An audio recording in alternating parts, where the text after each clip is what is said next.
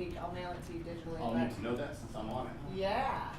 So we're hosting an event. It's our annual dealer congress. It's at the Grand Hyatt in February the 19th and 20th. And as you see, Kevin Harrington is now involved reinforcing the digital marketing strategies. We've also basically fired our digital marketing agency that helped me create the strategy and the strategic plan. John just went. Head tossed like Macy here in a dinner bell. We have people in house that are going to be doing it and managing a lot, but we've created a new updated dashboard. The strategy that we launched in 2015 is still in play, which is the co-branded sites, the directory listings, the reputation management, the social media postings for our dealers. So we've literally gone from an innovator and teaching them and training them how to sell LED lighting the right way and installing it the correct way, designing it as well, but now providing them the turnkey marketing solutions. I had this digital marketing team for 2 years. So just a lot of, executives arguing and bickering back and forth, and I've kind of just decided that that's not working anymore. The strategy's great. They weren't providing us the data that we needed, which is basic, AdWords to make good business decisions going forward. They did a lot of great things for us. So I'm really grateful and not regretful of the experience that we've had, but I'm also happy to bring it in-house and take total control. Cool. So we've Good gotten deal. smarter, and we figured out, backlinks and improved the strategy with the multiple URLs. It's been a huge, painstaking process just because of a lot of, the partners that I had a lot of pride, and it was, it just got to the point where it was time. So we basically were trying to get all our digital assets. This past 2 weeks has been really crazy for us, but we've got a really strong team internally that's giving us good information and reworking the strategy. So Sweet. I may call you. Good news. And I did read through your PDF that you sent over with hiring marketing people. It's excellent. Oh, right, thank you. This you were hoping to get 40 enrollments for this. Is that right? 100. 100. We're Okay. at 50. You're at 50 already. Yeah. If you're at 50 already, and this isn't until February, Right. you're doing real good. Yeah. Yeah. We'll get there. Yeah. And my team's really strong, so we've lined up and they have hard numbers, so it will happen. Awesome. Cool. Cool. Cool. I'm excited. February 20th. What's happening February 20th? 19th and 20th. Something in my brain is going on the 20th. Maybe it's just your event that I'm speaking on the 20th. I don't know. Yeah. All right. Cool. Any other wins? So I will also say just the pitch. Yes. I kind of just turn it on like a faucet. So Yeah. part of, I do the strategy, the digital, the education on LED, the installation, the design. I'll go out to demos with my guys. I train them, whatever they need. But I'm also in part of the process in selling you and why you're relevant and why they should care. I'll turn on my pitch in 2 seconds. And it blows them away. So I just say, this is what you're going to do on the second day of the conference. Oh, very cool. So Nice. they love it. They Yeah. are like, oh my God, how did you do that? And Yeah. it's like, very cool. So Have you guys got to where you can deliver your pitch like that, where you go to, it's one of the coolest feelings when you go to a networking event or something and somebody goes, tell them what you do, and everybody goes around and just bumbles and farts through their whole pitches and just suck. And then you just go and you boom and you just nail it. It feels so cool, man. It's something else. We did a luncheon yesterday, and everybody's going around doing their pitches, and they all just suck. I mean, they were so bad. One lady even looked at me, who doesn't need KPI, by the way. She just literally looked at me and she goes, "Is that what you're looking for?" I'm like, "Don't ask me. It's your business. You know everything, what right?" I You tell know. my Oh, it's crazy. entrepreneurs that I work with is that not only it's been great to communicate what I do, but it's also great because it's an inner compass and gives you that focus. So Yeah. you're able to make those business decisions to say yes, to say no. Is it in my strategy and what I'm working on right now? Yeah. And I'm sharing that. Yes, it's great, a communication tool to let people know your clarity, your communication, your Right. credibility, the essence, the problems you solve, all those things. But it's also an internal compass that you're allowed to use, for your own benefit on whether or not to accept different opportunities that come in their I did direction. that on a call today, Basically on the what way Michelle here. was saying in terms of knowing what's profitable and what's not, and just saying Right. no to the stuff that isn't. So Well, yeah. and like Yeah, my pitch worked for that on the way here. I was on a call and I gave the pitch. He's like, "Doesn't sound like we need you." I was like, and he went through his problem, and I was like, "Yeah." There's Yeah, not a done. fit. Click. Yeah, exactly. Yeah, Yeah. we were over with. So, yeah. Feels good, man. That's right. I did that. We did a discovery session, a strategy session over at John's office because we were supposed to do this big party with like 5 entrepreneurs, and none of them showed except for one guy. How'd they go? We were done in 20 minutes. Okay. And it just because it took me 20 minutes to butt in Yeah. to say this is done. Yeah, when I met him, I was like, this is one of those notes. No, I knew from. I mean, I tried. I was like, well, just hear him out, and I just found I got to. I think I got through clarity, and credibility, and I had so much pushback. I started to get to productization. I just go, you know what, Warriors cut. This isn't for you. I go, you enjoy your time too much to have me waste it. So, Yeah. and he was like, yeah, good, done, it's out. I was Okay, like, yeah, yeah. feels good. All right, any other wins? Nope. Oh, I got one. I did a very curious post on Facebook yesterday, and just asking for if anybody would be interested. How many here have read the Profit First by Mike Michaelwicz? Yeah. Okay. Cool. Great book. Yeah. So I did a little posting, say, how many here would like to go have lunch with Mike Michaelwicz? And I got like, last count, I had 23 people said, yeah, I'm in. Well, I actually am bringing him out. So I've signed the contract, and we are bringing him out February 16th. And A good so thing it's not the 19th or 20th. Yeah, And exactly. actually, maybe you could speak. maybe you can to keep your him a little office. longer. Well, I Perfect. did February 16th specifically because he's already down in Florida or something, so I was Nice. able to save like $3,000 on flights. But so I'm going to bring him down, and originally I was just going to have him do something specifically for any KPIs that were interested in it, but turns out I found out that one of our KPIs is a certified Profit First consultant. So when she books him, it's half off of his keynote strategy or his keynote fees. So we had her book the event. So she's co-sponsoring the event with me. We're going to open it up. We're going to shoot for 100 people in the workshop. We're going to just do a half day, 9 to 12, and we'll probably sell. I'm thinking we'll just do 10 VIP lunch tickets where you can just go to lunch with them. So I'll keep you guys posted on the details with that one. When is President's Weekend? What's that? When is President's Weekend? Is it that weekend? I think it's the weekend after. Yep. It's usually the week after Valentine's Day. Okay. So it's like the 25th, probably 24th, 25th. Okay. Not a clue. All right. Let's get into some of the content here. Questions about your pitch. Let me hear you pitch. Patty, what do you do for a living? Hi, my name is Patty Soltis. I'm the owner at Style Edge. I work as an image consultant with Alpha Professionals to select the right image to establish credibility in the mind of their audience without them having to say a word. Do you want me to keep going? Oh yeah, I want the whole thing. Oh, okay. That's usually like the furthest I get, and then people Yeah. are like, "What?" Yeah. Yeah. That's when you know you got a good clarity. Take it all the way. Yeah, that's what you. Because I've actually started saying to people when they say, "What do you do?" I say, "I'm a consultant," and then I start to drill it down. I remember during one of the first sessions you had said that you tell people that you're in development, that kind of Training and thing. development. Yeah. Yeah. So then I say to them that I've got to get back on track. Okay. So my name's Patty Soltis. I'm the owner at Style Edge, and I work as an image consultant with Alpha Professionals to establish the right look, to establish credibility in the eyes of the client without them having to say a word. I spent over 20 years working in the retail industry as a general manager for companies like Neiman Marcus, Lord & Taylor, and Marshall Fields, and have combined my knowledge of fashion and business together to create this company. In the last few years, I have been featured as an expert on several local television stations, in print, online, and on the radio. The problem that most executives have is that they spend years building their craft, but they don't know quite what to wear, and this creates an erosion of confidence. And that's where I come in with my solution. My solution is to build the confidence with that individual and teaching them how to appropriately dress and present themselves with that confidence level. I forget the next part. I've Why? been struggling with Compelling this why? next part. Mhm. Because it was way too long and I've been trying to shorten it, and I have just been struggling with how to do that part. It's always the hardest part out of all of it. Yeah. Yeah. All right, So cool. what I currently say is the reason why I'm doing this is because I walked in the shoes of all these executives. I was the proverbial gerbil on the spinning wheel and had to get off and realize that one of the things I needed back was time, and that's what I give my clients. If you speak to clients at Style Edge, they'll tell you with great energy, enthusiasm, and excitement how it feels to walk into a room with confidence and the incredible effect it's had on their bottom line. Good. I like it. Well done. Thanks. Grant, what's your pitch?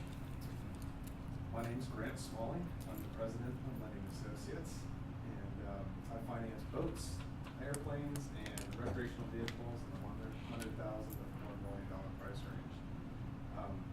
My company is based in St. Petersburg, but over the last 8 years, we've opened offices in Seattle, San Diego, and Miami. And over the last 8 years, we have originated over $500 million in loans. So what I found is that a recreational purchase is a very personal thing. Because it deals with one of our clients' most limited resources, which is their free time. Our clients want to get out there and enjoy that free time, doing things like boating and hitting the open road or soaring to new destinations. And while it's fun to go shopping for those big ticket items, the problem is that when it comes to the financing, it's not as simple as getting a car loan. In fact, it can be a long and arduous process. So we solve that problem with a simple three-phase approach to lending. We gently walk our clients from contracting to closing so that they can get out there and enjoy that recreational item as quickly as possible. But let me tell you why I really love what I do.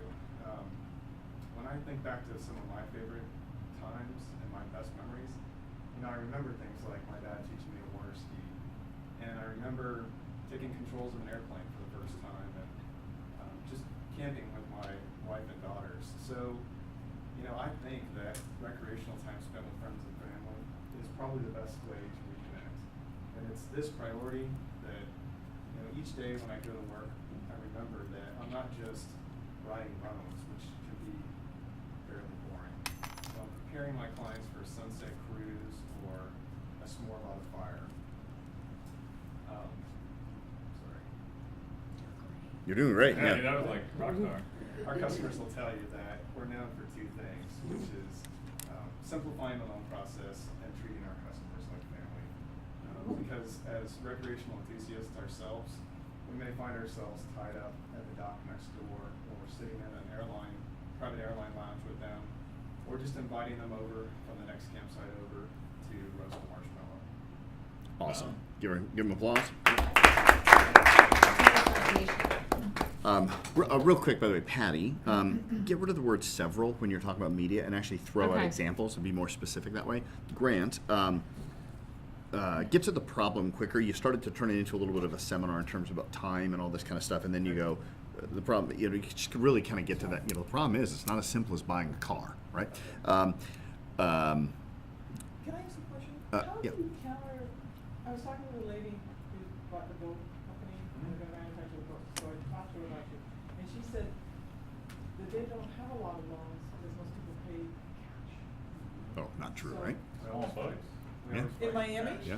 Oh, in Miami, yeah. I don't know. They buy $1 million homes in cash. Like, how the hell do you do that? So how do you counter that? Like, how do I go back to her to say, we'll talk to them instead of buying it in cash, invest it instead in the Bitcoin, or whatever they call that. Bitcoin? You know, but We how don't do I take down counter payment that in for Bitcoin you yet. to Yeah. like, how do you counter that argument? Cash is probably our biggest competitor.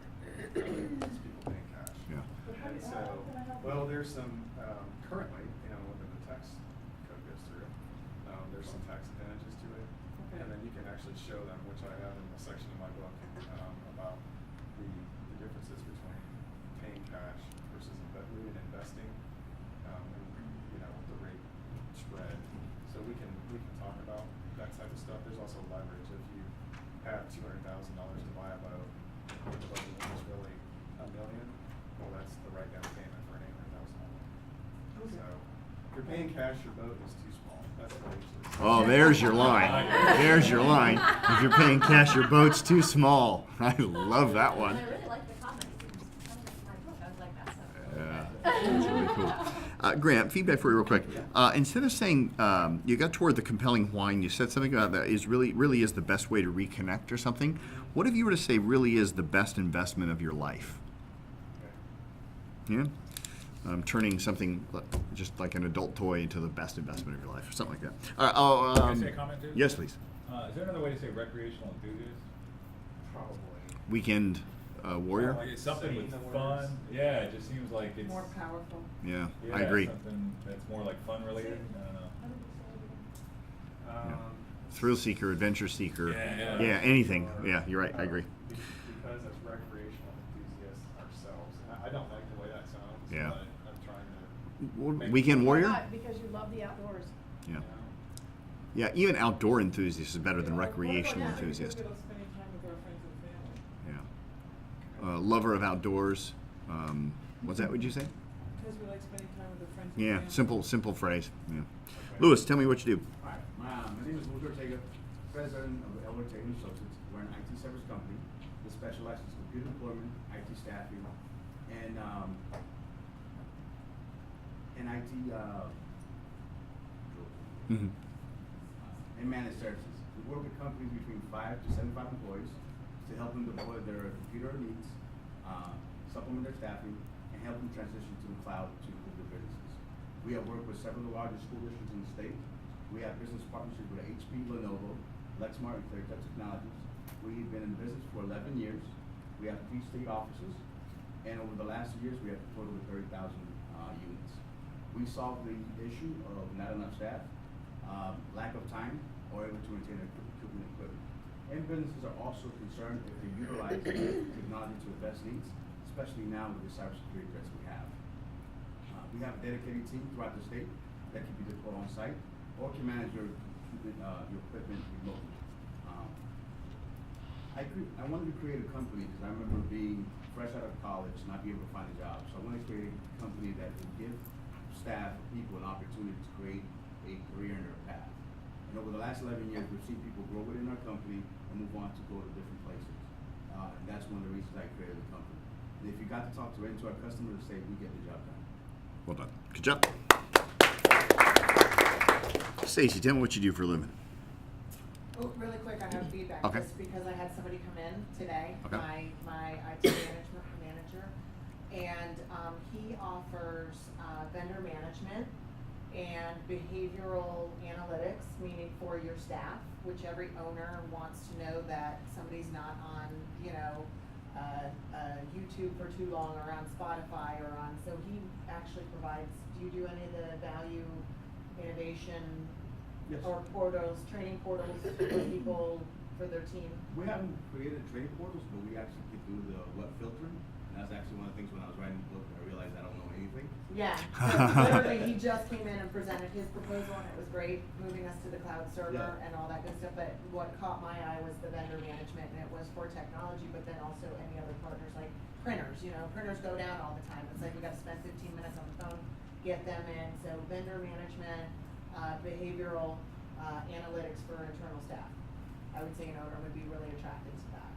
Cool. Or a school owner would be really attracted knowing that you can keep a watch guard over all of the computer services to make sure the kids and teachers aren't accessing sites they shouldn't. That's that's the translated version of that. When I was writing the stuff, I kept coming back to security. Security. How do we manage our team? How do we manage our staff? How do we manage the content, the filtering that they're going to make sure that they're productive throughout their day. He had also on there some sort of security training for the internal team, meaning like not to go on to like clicking something that's gonna cause a virus or whatever, Right. you have your protection, so yeah, that's right in line. I just was impressed with that, it Cool. caught my eye. Yeah, good feedback. All right, Stacey. Hello, I'm Stacey Soley. I'm the founder of Healthy Weight Naturally, and I help career moms to lose weight without the restrictive diets or without spending all their time in the gym. And over the last 6 years, I've coached and mentored over 500 women to lose weight and to live a healthier lifestyle. And I was recently chosen by the Health Coach Institute to coach their new health coach students to have the very same, or to use the very same techniques that I use in my system. And the problems that these women face is that they don't have time to cook 3 healthy meals a day. And if they do diet, they end up hitting a plateau, giving up, and sometimes even gaining the weight back. I solved this with my 7-step miracle mindful method. And with that, I help them to lose the weight permanently, and so they never have to diet again. And the reason why I'm so passionate about this is 6 years ago, my 9-year-old daughter at the time almost died. And I was so busy running a career and then also being a mom that I really didn't even recognize that she was really sick. I just kind of figured she had a stomach ache and it would just go away. Took her to lots of different specialists, and even one of them said just at the time that she's just got, kind of irritable bowel syndrome or something like that. Increase her fiber, she'll be fine. Suggested I suggested that I increase her fiber and that I read the back of the box to increase the fiber. And at that time, I was really just shocked that a doctor would suggest that getting my daughter healthy through processed food was the way to do it. And so I spent lots of time researching to find out why my daughter was so sick. And I started to kind of realize that my body wasn't feeling that great, and there was a lot of other people around that were ill as well. And one of the things that stood out for me was that the chemicals and toxins that were in our food was causing people to be sick and to be overweight. And through this research, I found my passion and went back to school to become a health coach, and developed my program so that I could heal my daughter and help her with eating healthy without a gallbladder, and help my family as well. And if you were to speak with my clients, they would say that it's like they've taken a coat off. They feel lighter, they're happier, and they feel a lot more confident in what they're putting in their body, and they can be an advocate for their family. Well done. It was much better when I practiced this morning. Oh, wait. Oh, you practiced. Good job. Well, you nailed everything up to the story, and then you started getting lost in giving us details. Yeah. My daughter almost died. Took her to multiple doctors. They suggested the most basic things like reading the back of a box to find out how to give her good nutrition, and I was appalled. And then That's really describe what you did. Yeah. You can simplify it down to just the core really emotional elements, Mm-hmm. because every mom is going to know that you went to 50 different doctors, Right. and they're all Right. going to know that. Yeah, there was two things I said. One echoes that, and I'll give you the specific parts that you can delete here in a second. I like the phrase "most women" versus "these women." Mm-hmm. These women sounds condescending. The problem these women have, it's almost like you're kind of thinking, the problem most women, busy. And you could even actually repeat back the challenge that most career moms face. Right. You could even repeat the niche. When you got in your story, if you look at your script where it says, "I took her to a specialist," when you started talking about taking her to a specialist, that's where you got into too much detail. Yeah. Then you cut all that out, and then you can pick it right back up with. She just said, "Why would a doctor recommend reading a box to get healthy, or eating something from a box to get healthy?" So you can delete all that stuff in the middle, and I think that'll shorten that up for you a little bit. And having said that, there might be another way to even do this whole thing. So we won't spend time on it today, but I want you to consider this. Because you basically what happened was your daughter had her gallbladder moved, right? Correct. Yeah. You might even be willing to, if you're willing to fall on the sword, so to speak, a little bit more, say something like, well, here's the equivalent using Jordan Jenkins, who's a divorce attorney. She goes, "The reason why I'm so passionate about helping people get divorced peacefully is because when I was 8 years old, my mom put me in a station wagon, moved me across the country, and I've never seen my father ever again. And I'll be damned if I'm going to let another 8-year-old girl grow up without her daddy." Right. That's like a really very personal thing. Right. You could do a spin to that where you say something like, the reason why I'm so passionate about this is because my daughter, 9 years old at the time, was getting sick. Of course, I was just too busy working on my career, didn't really see the symptoms. And the end result of me not being able to see the symptoms ended up having to have my daughter's gallbladder removed at 8. And it was completely and totally preventable if I would have just been feeding her the right food. And I'm never going to let another girl go through an unnecessary surgery I again. would get Something rid to of- that I would effect. get rid of the fact that you were too busy, because then people will sit there and say, well, that's your fault. Or Versus- I'm too busy. No, I would just sit there and say, the doctors, I would put the I would. Yeah, you could phrase it Don't- differently. Don't say Yeah. that you were too busy, that you didn't notice the signs. I think that's just like. But it was true. I'm sorry. Yeah, I yeah. we were on a cruise. I was like, you know, I'll put you on the brat diet. Here's some toast and bananas and rice. Come But on, it's suck it not up. Let's have some How about fun. She was a misinformed kid. though? How about No. misinformed? I don't think that's necessarily too busy. I played sports. My daughter did a karate jump and her knee caved out, and I was like, okay, that's just a knee, you know, that's just Yeah. a suck it up, because that's what we used to do. And now I find out that she tore her meniscus and tore her ACL completely. I was paying attention. Right. Yeah, and I was misinformed to some degree. Yeah. Yeah, it might be a better word, misinformed. Yeah, yeah. Or yeah, I just didn't know what the signs were. Yeah. Just, I mean, Yeah. Yeah, but I think if you fall on the sword a little bit more there, Stacey, it might be a lot. And then you don't even have to go into the details, but then you can really go to consequences. Like, man, this woman's on a mission to make sure no child ever has a knife on her at that age or something. It's kind And of the cool. other Yeah. thing is that you look at Twitter, people post up a simple picture, a really happy picture, and some people will go this way, and some people will go this way. Right. Yeah. And it depends on your audience. Sure. Perfect. Thank you. All right, Michelle, tell me what you do for a living. Okay. I like to stay home. Sorry. don't make me wait till the end either, by the way. I was like, Okay, I'm okay. like, I'm gonna go first, girl. All right. You wanna go? Sure, because I did not practice it. All right, go and for I'm it. getting cold, so I'm just All right, gonna- I this is clearly what I'm meant saying. this Michelle. I just looked at the wrong Thank you, one. I love you. Okay, so I'm Michelle Mueller. I'm the owner of Garden Light LED. We're a 21-year-old Tampa-based designer, engineer, and manufacturer of high-quality architectural and outdoor lighting. Since 2009, we've become the go-to solution for lighting professionals who want a turnkey, scalable business solution. Of the 500 dealers we have throughout North America, 30 have generated multi-million-dollar businesses. We found that there's 3 problems lighting professionals face. Number 1, they don't have a direct relationship with the supplier, which means the manufacturer only cares about them when they're buying products. Number 2, though the products they represent may look pretty on the outside, they know eventually they're going to fail, which forces them, knowing this up front, it forces them to lower their costs in advance in hope to mitigate the problems that lie ahead. It rarely does. And thirdly, as LED lighting professionals, they feel like they're isolated and alone and they're not supported. We solve these issues. We have a vested interest in our customers. Ooh, I'm just like bombing right now. No, you're doing pretty damn We have a good. vested interest in our customers.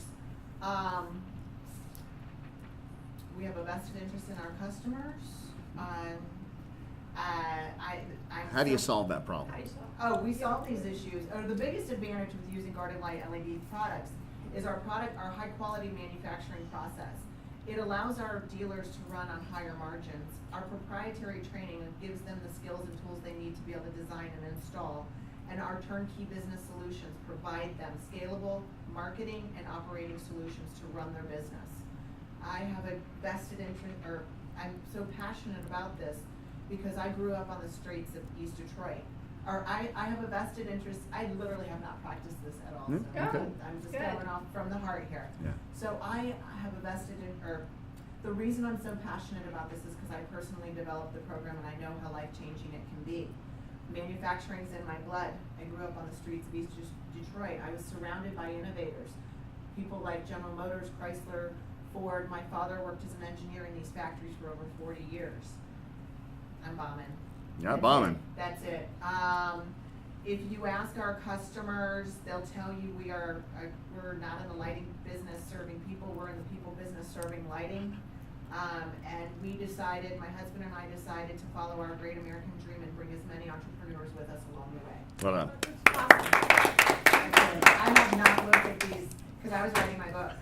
That's all right. It's all right. Good. Great. Yeah, actually, you did really well. I mean, you got a little bit of it out of order, but other than that, Can I say a yeah. comment? Sure. Please. I would remove the I'm bombing part. Oh, yeah, actually, yeah. Good feedback, John. I didn't even pick that up until you said it, and now I'm realizing, yes, that doesn't fit. And what I find is that depending on the conversation, I'll go to the end of it or the beginning of it, Yeah. but it's there for me. It's a tool. Yep. Do you know what I need is, because I go to these events and they give you like 30 seconds Yeah. to do your sales pitch. Yep, you just do clarity. That's all you have to do. Okay. Yep. Just do the first what I step, use. clarity. And if you got time, do credibility as well. That's all you have to do. You can just end it, credibility and yeah, that's all you have to do. And you can usually bang both clarity and credibility out in 30 seconds or less. In fact, let's time you. Claire, what do you do for a living? Oh, crap. Okay. Wait, let me give a timer out here. Clarity and credibility, remember, nail it. Yeah, Everything and I else haven't is practiced, gravy. so, anyway, okay, my name is Claire Lardner.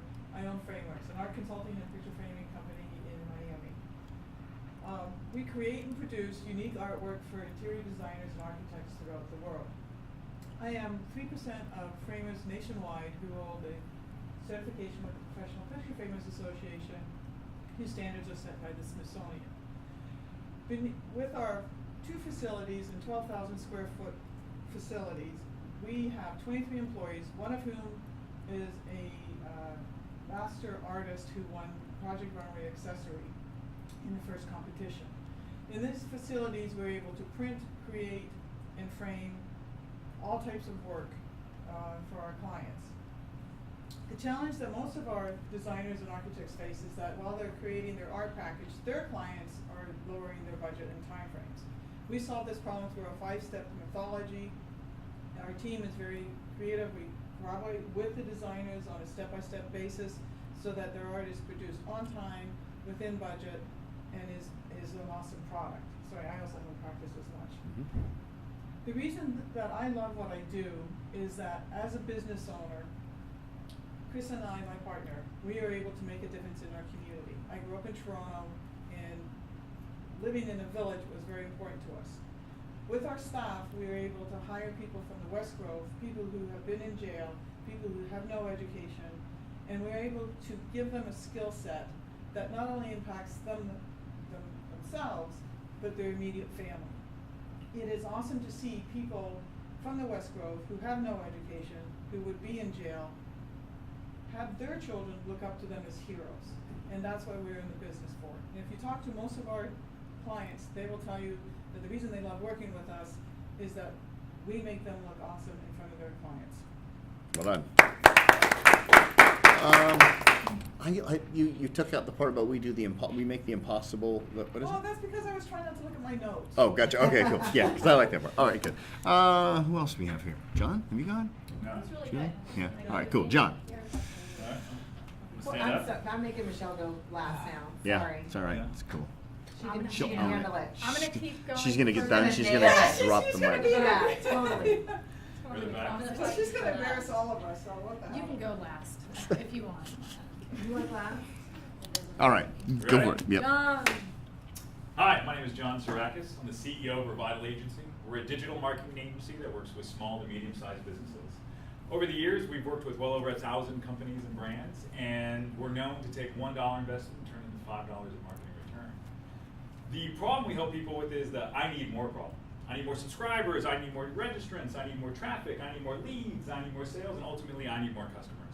And we solve that by getting a really good understanding of who your customer is, where they hang out online, what information they need, and how that relates to your business and your brand, and really getting empathetic about it.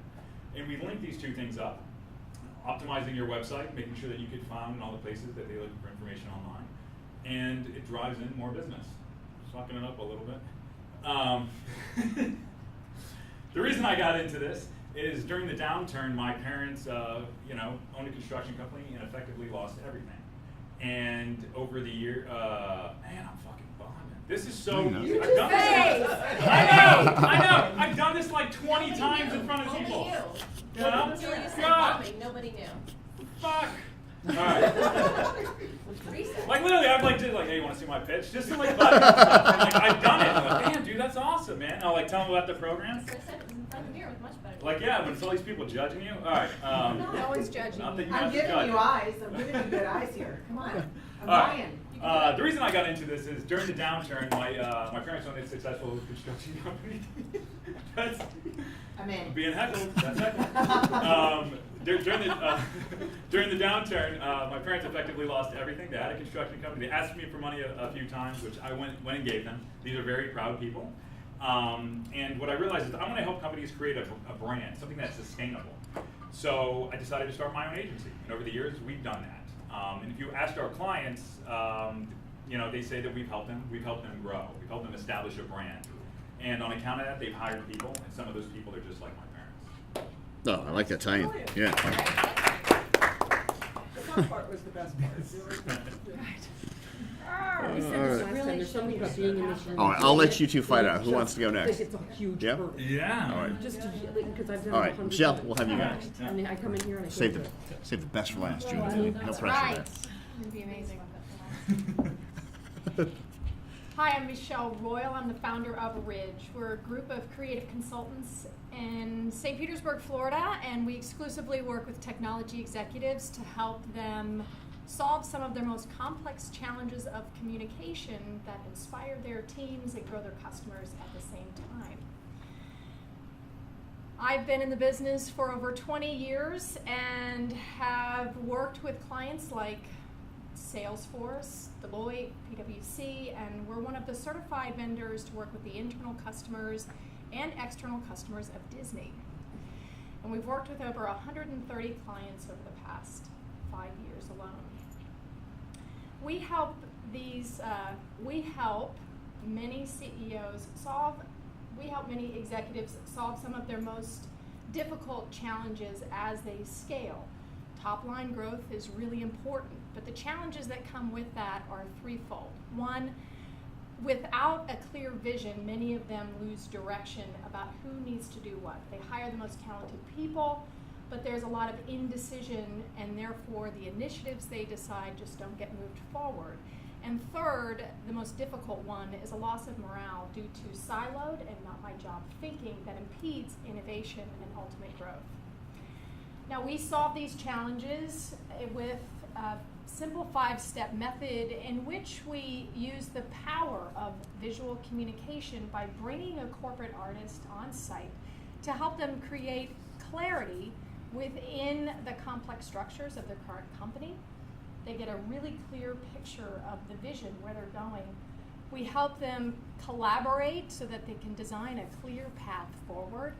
And I think one of the most important benefits that they receive from this is that their team can now use their talents to bring the ideas that they have and the excitement that they have for their company forward to serve the customers.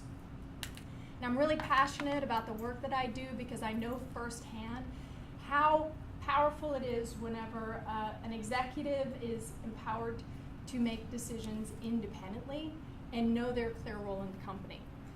When I was a child, my dad came across an opportunity called Subway sandwiches, and he had to go pitch to earn the franchise in Connecticut. Now, when he went, it was clear that according to our financial status, because we lived on a farm and we were bankrupt at the time, that he probably wasn't going to qualify. But the executive had such a strong connection with him, that a really great conversation, that he thought, when he received the credit report that said denied, he thought, I could be this guy's chance. I could be the second chance for this family. So he tore the credit report up, threw it in the trash, and told congratulations to my father. And that was the beginning of our whole new opportunity. It changed the life of thousands of individuals. And it's why I know it's the most important work that I can be doing today, to create that kind of clarity, enthusiasm, excitement, and direction. Now, when our clients work with us, they say that that they just didn't realize that they could achieve so much in such a short period of time. They're so grateful that their relationships with their core clients have been retained, and they're having fun in the business again, just like they did when they started. Well done. Cool. Real quick, I'm not sure about visual communication, but I don't have a solution for you. I was playing around with image-driven messaging or picture-driven messaging. I want to play with that. Sure. We'll chat later over the holidays or something. All right, Julie. One thing for me, because I love what you do, I'm really attracted to it. I think that with the millennial generation, and I also think the way that people learn, we've all read emails, we've all seen the basic SOPs and all the stuff. I think it allows for collaboration within the team, but it makes it fun, and it's also very tactile because you're learning the mission of the company, the vision of the company visually. For me, I'm very visual and tactical, so I like pictures and they make me feel good. I don't know. That's just but I like what you do. Cool. All right. Last but not least, Julie. Okay, so it's because of the book very much evolving. So I'm going to kind of draw a little bit off of the old one and make a little bit up as I go. All right then. Based on the 30,000 words that I just put in. All right. So hello, I'm Julie McAdoo. I'm the owner of Office Pride Commercial Cleaning Services of Tampa. We specialize in providing a reliably clean office for small to medium-sized businesses that typically have somewhere between 3 and 20 employees, and they've been in business for about 5 years. And they're ready to build a long-term relationship with a cleaning company that really gets them. I've been a cleaning business owner for over 5 years now, and even earned awards with my national franchise early on because of my company's rapid growth, while still retaining and having a good reputation with those customers. So the problems that cleaning customers generally face are they waste time complaining over and over and over again to their cleaning company about the same problems week after week, and never really feeling like it gets resolved. They get exhausted by their coworkers standing at their desk and complaining again about last night's service, and they're worried when they come into the office and they want to bring a big customer in. Is the office going to be clean, or are we going to look like a bunch of jerks here running a ramsham operation? So the way we solve that problem, honestly, is that we've developed a 3-step process that really captures what's important to our customers and goes through all the details so that we don't, so that they don't have to give their cleaning a second thought. We're going to be as detailed as they need us to be, and they feel confident that we're taking excellent care of their staff and their space. The reason I'm so passionate about this is over the past 5 years, what I've come to understand in this industry is that there are a lot of companies that are doing a huge disservice to their customers and to their cleaners.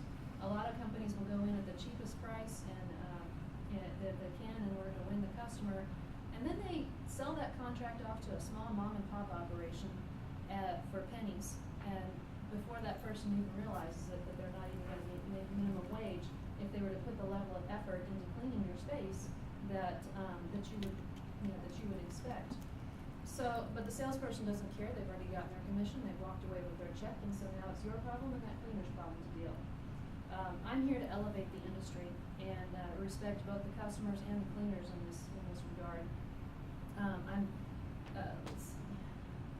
So the result is that my customers get the service that they're expecting and that they're paying for, and I'm able to give great opportunities to high caliber individuals and hardworking people and compensate them fairly for a job well done. So I'm aligned with the Office Pride franchise because it has great core values. That's what really attracted me, and an incredible system that is specifically designed to honor, respect, and treat all our customers and employees right always. After our customers work with us, they feel like they can rely on us to really care for their staff and offices, that we're giving them an excellent person that takes pride in their work, and that we're a force for honor and good in the world. Good, well done.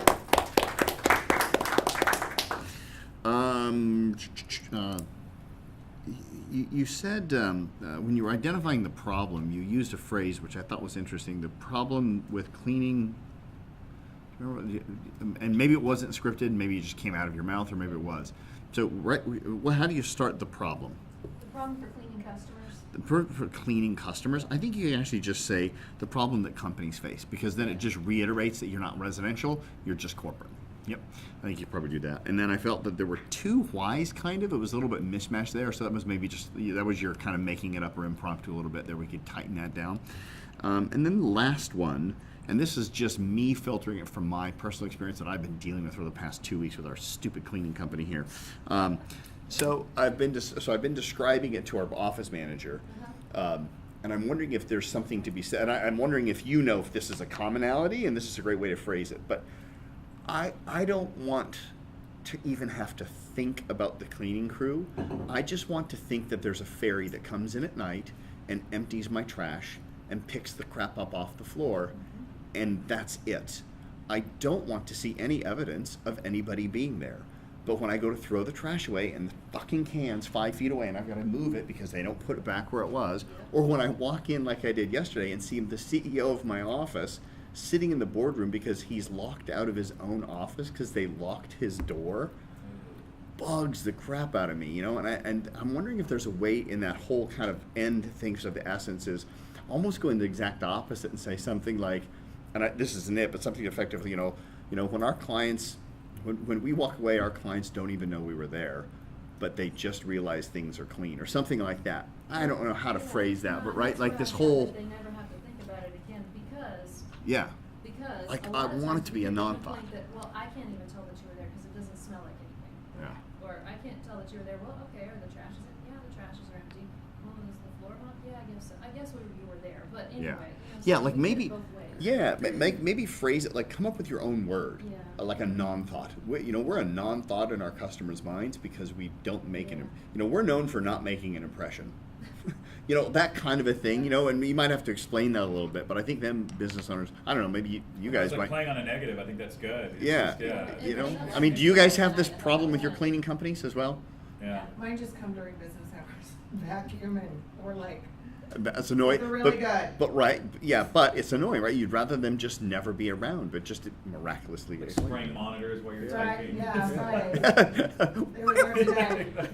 I think Yeah. of like the hotel industry, how not necessarily not the highest end, but still a brand experience. The Hampton Inn in Maumelle, where I'm from, has their brand is Maumelle, just Arkansas? yeah. Okay. They Executive Suites, the Hampton Inn. yes, the Hampton Inn, but that was the first one because it was the newest one that I'd been to. Anyway, they just use a Post-it note that says all of the sheets on this bed are clean. And it's a nice little handwritten note. It's branded. They have Yeah. hundreds of them. Right, And that's yeah. what they use. But I love that that's how they Let you know. communicated. Mhm. So there's, and whenever someone cleans your house and they do the little, the little Oh, the toilet bowl toilet paper? thing. Yeah. Oh, yeah. But there's Yeah. Mints on the signs. pillow. Yeah, there's like signs of presence Right. where you feel like it was elevated. But the other thing I was going to say is Susie Orman just did a post that said, if you show me your car, I will tell you how good you are with money.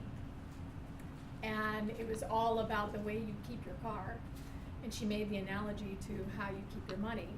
And there's something, so it's like how you keep, and I was translating it to my house because my house is disorganized right now and it just drives me crazy, but how you keep your office. Yeah, but that's Peter's shows- fault. Let's just be So honest. It is Peter's So fault, here's the 100%, thing.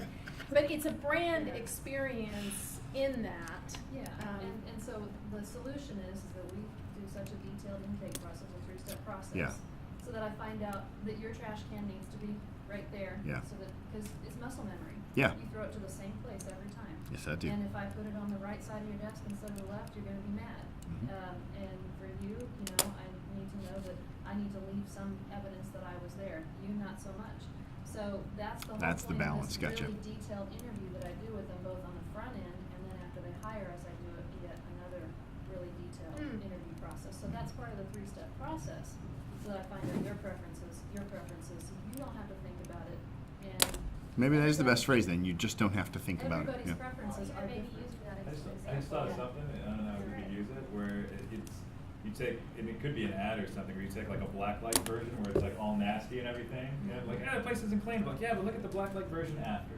Where it's like, No. yeah, I'm kind of getting a little gross here, huh? Yeah.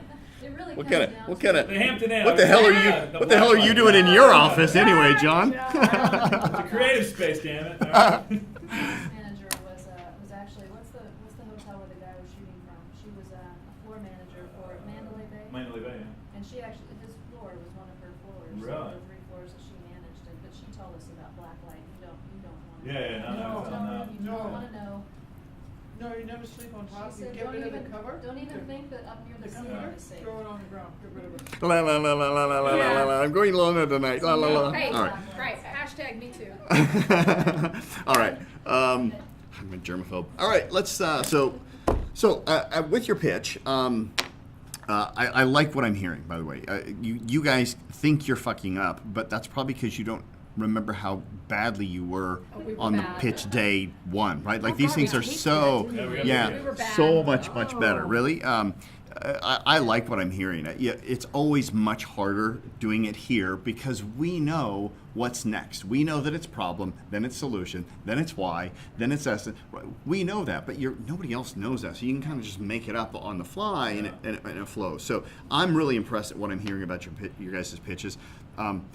Once again, go back to just practicing this on a day-to-day basis, though. It's just amazing what that does. Just once a day, doing the entire process. We're talking 3 minutes out of your life, and you will be so much more grateful, because then when you do win an award, or when you do have an opportunity to get up and you only need to do 30 seconds, you'll immediately know. By the way, Claire, yours was 41 seconds, just so you'll know. So it's pretty close. And frankly, it was probably 30 seconds, but there was just a couple, you were just kind of pausing and stuff in there. So you're probably pretty close to the 30 seconds anyway. Let's talk about your book. How is your book coming along? Lewis, I love what you just said a minute ago, which is, you know, as you wrote the book, you discovered how weak you are in this one area. And this is where I tell people consistently that as you write this book, you'll end up discovering things that, like, you'll have to force yourself to learn things about your trade that you didn't even know you needed to know, and as a result, you're much better for that.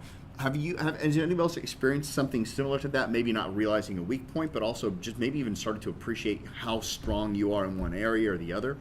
Give me some feedback. What's the book experience been for you guys? Other than hell, I get that. I think it's crystallizing, like a lot of what you know, and then being able to just frame it in a specific way. And, Yeah. you know, and trying to just write it all on an arc, though, and beating home the same points. Yeah, you know, it's like this. If you've ever, and I'm sure you have, experienced this, where you're in a situation where something happens, you don't know how to respond, and then as you're driving away, that's when you think of the brilliant thing to say, and you go, oh, I would have asked that question or said that. Yeah. What I find is when you write a book, you start to identify what those things are up front, because you read the thing so many times, you edit, you go back and you massage the wording, that by the time the book is printed, you've kind of got that stuff into your DNA a little bit, you know, and you really just understand how to phrase that.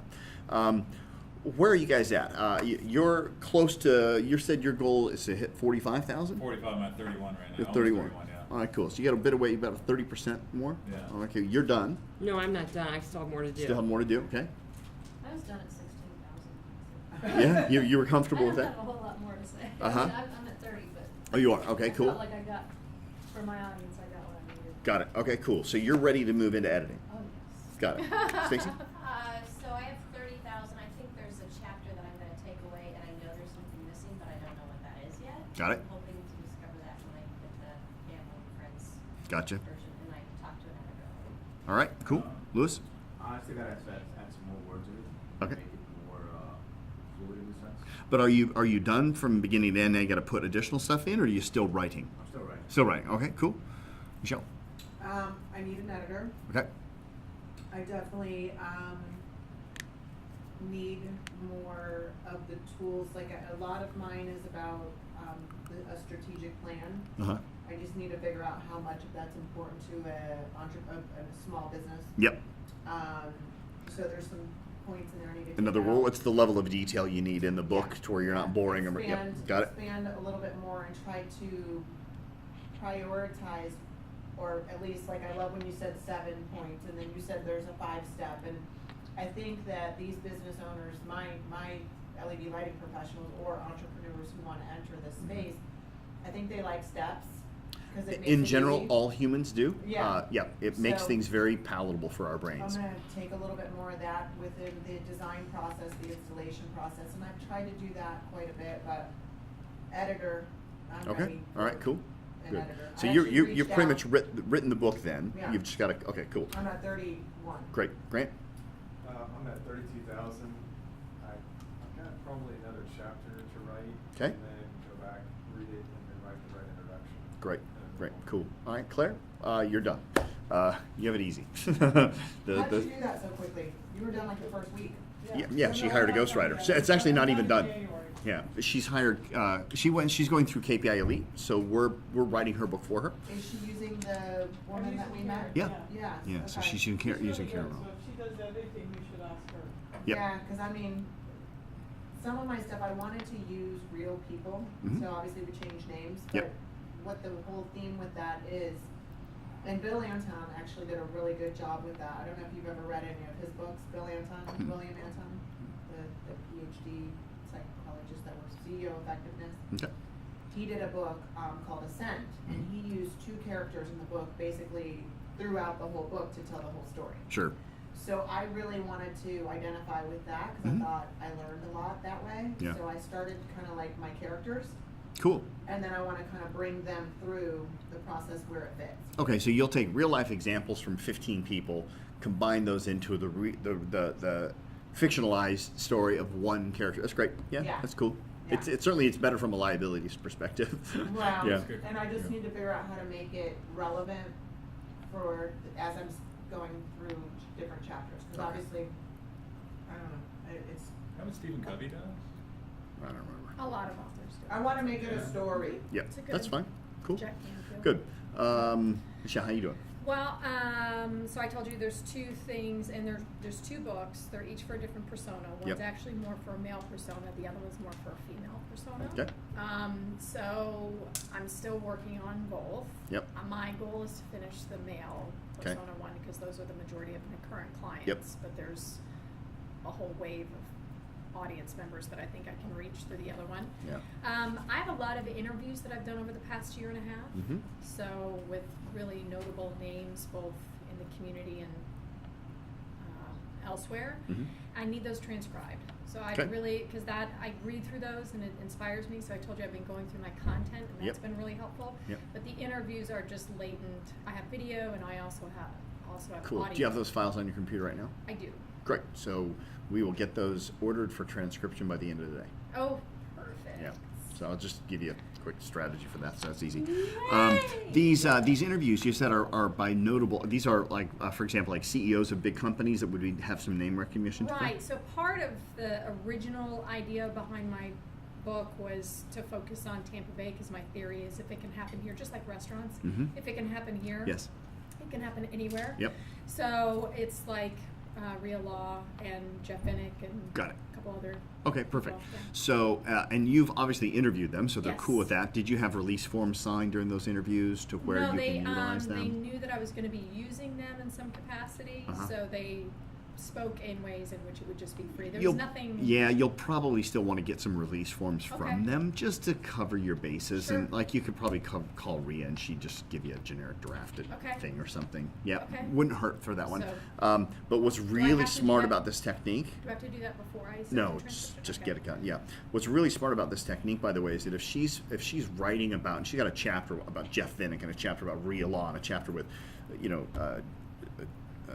Chuck Sykes and all these big names, they will promote her book for her because they want their friends to read the book that they're in.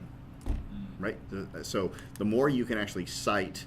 So this is the counter side to yours. Is the more you cite real life examples, the more champions you have out there endorsing your book and want people to read it because they want to read their stories. If they're success stories, if they're failure stories, change the name. So there's that's good. You guys are making some pretty good progress then. I love where you're at. We're going to spend the rest of the day for the most part continuing to write or evolving the writing. So this is where we get a little bit different depending upon where you're at in your story. So I'll give everybody different instructions based upon where you're at, but we're going to get a lot more done today. We're going to move this ball considerably down the field because we want to stay on this as much as possible. We want to have this book pretty much ready to roll within the next 10 weeks. That's your goal. Okay? Yep. Done with editing? Done with that. Like ideally we want you to be in 10 weeks time. I thought it was on. In 10 weeks time, we want you doing this, going, when's it going to come in the mail? When's it going to come in the mail? Like at that level. Yep. There's no need to take any longer. It's just delaying the game. We just want to push through and muscle this up and get it done. Okay. Yeah. So talking to the editor that I University. first interviewed, she said she didn't have an opening until mid-January. Yeah. Hire another one. So, all right. So let's talk about okay. How many here tuned in to the conference call that was this Wednesday? Wait, 1, 2. Okay, cool. So let me give you let me get everybody caught up on that one because a lot of you are at this space right now. Like Louis, you're probably at this space. So now that the writing is theoretically done, and if it's not done, we'll do more of it today. But you're pretty much done. What you want to do is move into the first phase of editing called chunking and sequencing. It has nothing to do with hiring anybody. It has everything to do with you blocking out about 3 hours of your time. Maybe 4, depending upon how long the book is. But what I want you to do is I want you to read your book from cover to cover, and I want you to print it out. There's a different thing that happens psychologically when you're reading the print, or by the way, or convert it to a PDF and put it and upload it to like iBooks or Kindle or something like that to where it's actual in book format. It's just, you read things differently than if it's just on your word processor.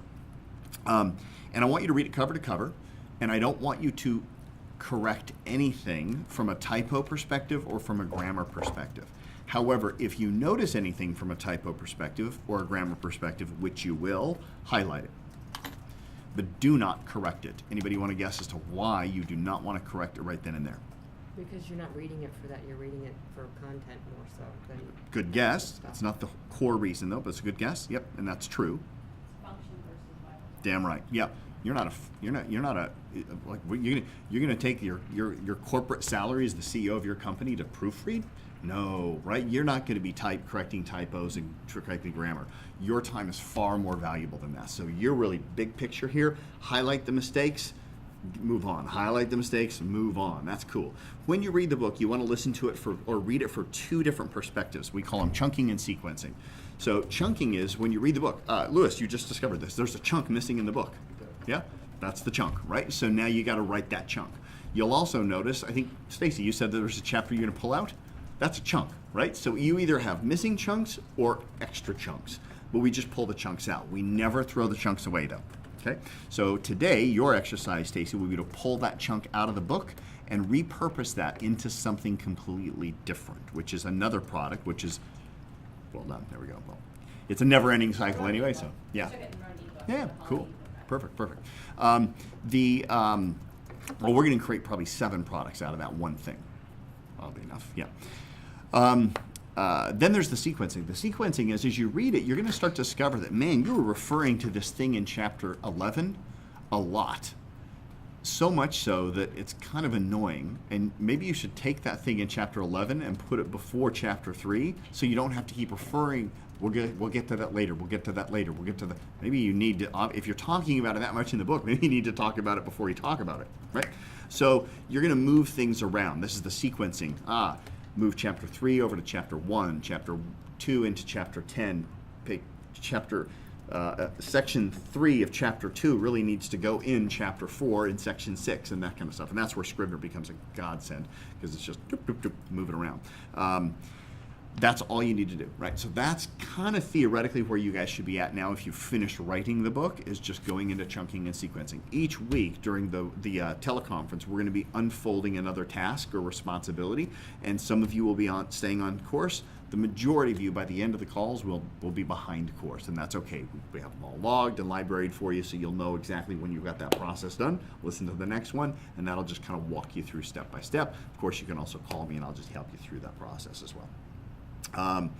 All right, so having said that, let's move to the last thing on this slide, and then we're going to push on. So let's talk about your team dynamic. How do you guys think you guys are doing as a team, working together as a team? What do you guys think? If you were to give yourself a grade, A's the best, F's a fail, where are you guys at in terms of your team dynamic? Are we really working as a team? That would probably be not an A. Yes. Yep. Yeah. So here's a couple questions. How many times have you gotten together with yourself, with other people in the group outside of these meetings? Claire has a reason. She's in Miami, so I get that, right? You know? Yeah, it's the Miami. But by the way, let me point this out. Claire is up here today for a half-day training on publishing, and she's got somebody writing her whole book for her. That says pretty cool commitment from a team perspective in what she's here for, right? Because she's really here probably more to support y'all than really support her, because that book is a done deal. She's guaranteed to have a book by the end of this program.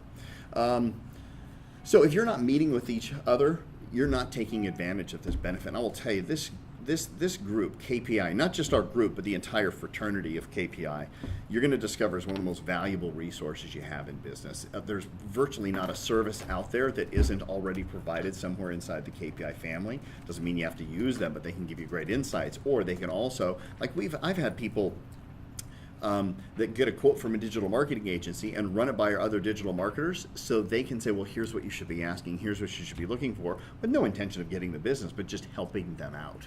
Yeah. Is there a mechanism that you, like a list of members, so that, because on Facebook some people are active, some people aren't. Correct. So it's really hard if you're, let's say, branding. How many, okay, is there somebody branding in Timbuktu? Gotcha. There isn't, and we've talked about that actually. It's like creating a directory of all of our clients and where they're at and what's their field and stuff. And don't be surprised if you don't see that popping up here at the beginning of the year. because Right, yeah, it'd be a great let's- service. Let's say there's a framer, who does my line of work, but they do 100 million. Mm-hmm. It would be great for me to be able to call them up and say, would you mentor me, or somebody who's in, Mm-hmm. Yeah. So the answer right now is no. The best way is just go into the Facebook group and post that, and then see if there's anybody who knows of those individuals. That actually does work pretty well, but we're looking at creating some sort of directory like that.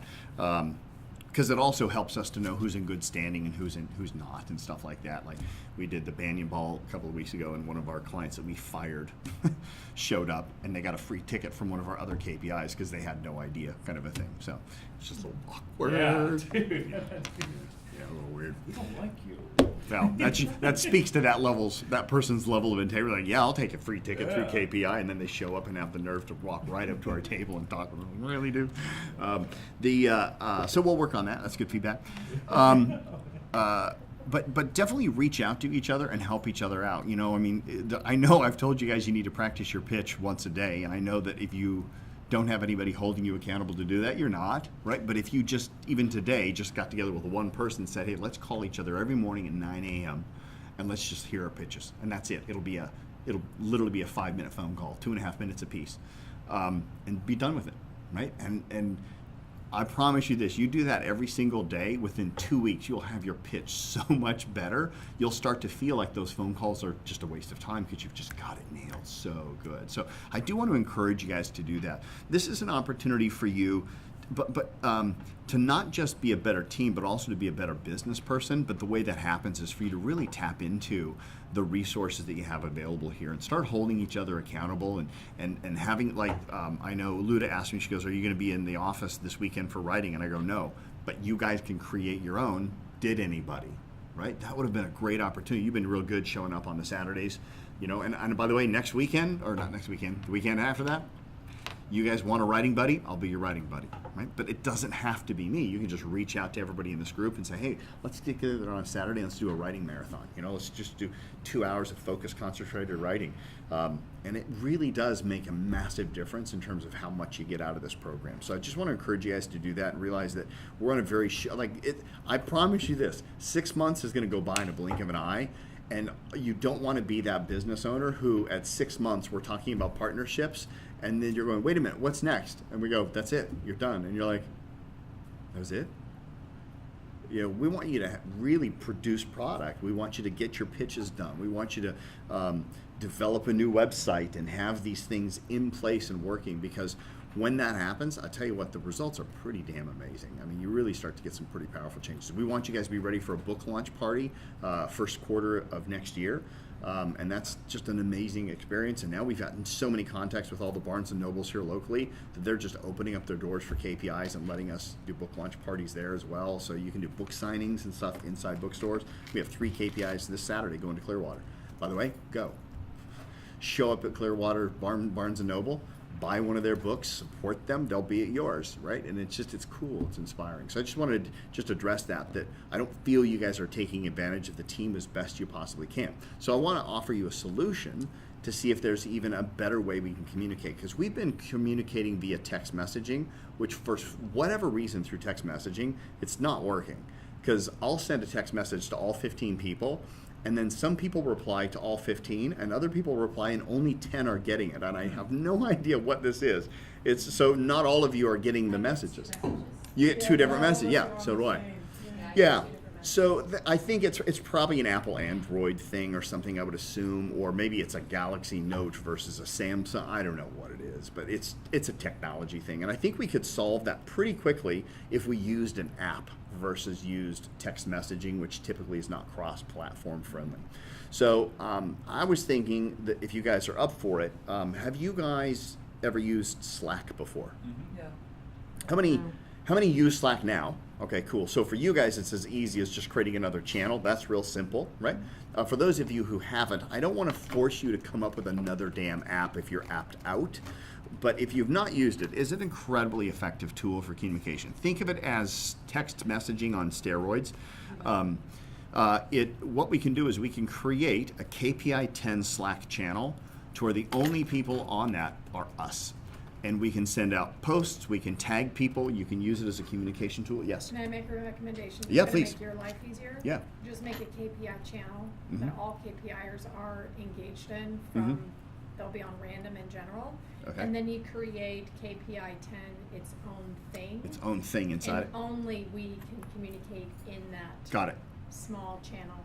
Okay. But we get the benefit of communicating with all the KPIers. Yes. So if there's a bonus that you want to Yeah, I like that. promote, or there's an added feature, or as the program changes, you could have a separate thing in that that would be program changes, then all KPIers Right. could see that, which could Perfect. even promote them to come back into the program. Yeah, I like that. I also like the idea of just not getting on Facebook because it's such a fucking distracting tool that even if you're It is. trying to get on Facebook for I can't tell you how many times I've tried to get on just to the KPI portal, and as soon as I log in, I'm scrolling around and just getting distracted. I'm like, why'd I get on here? Oh, that's right, because I needed to post something, Yeah. right?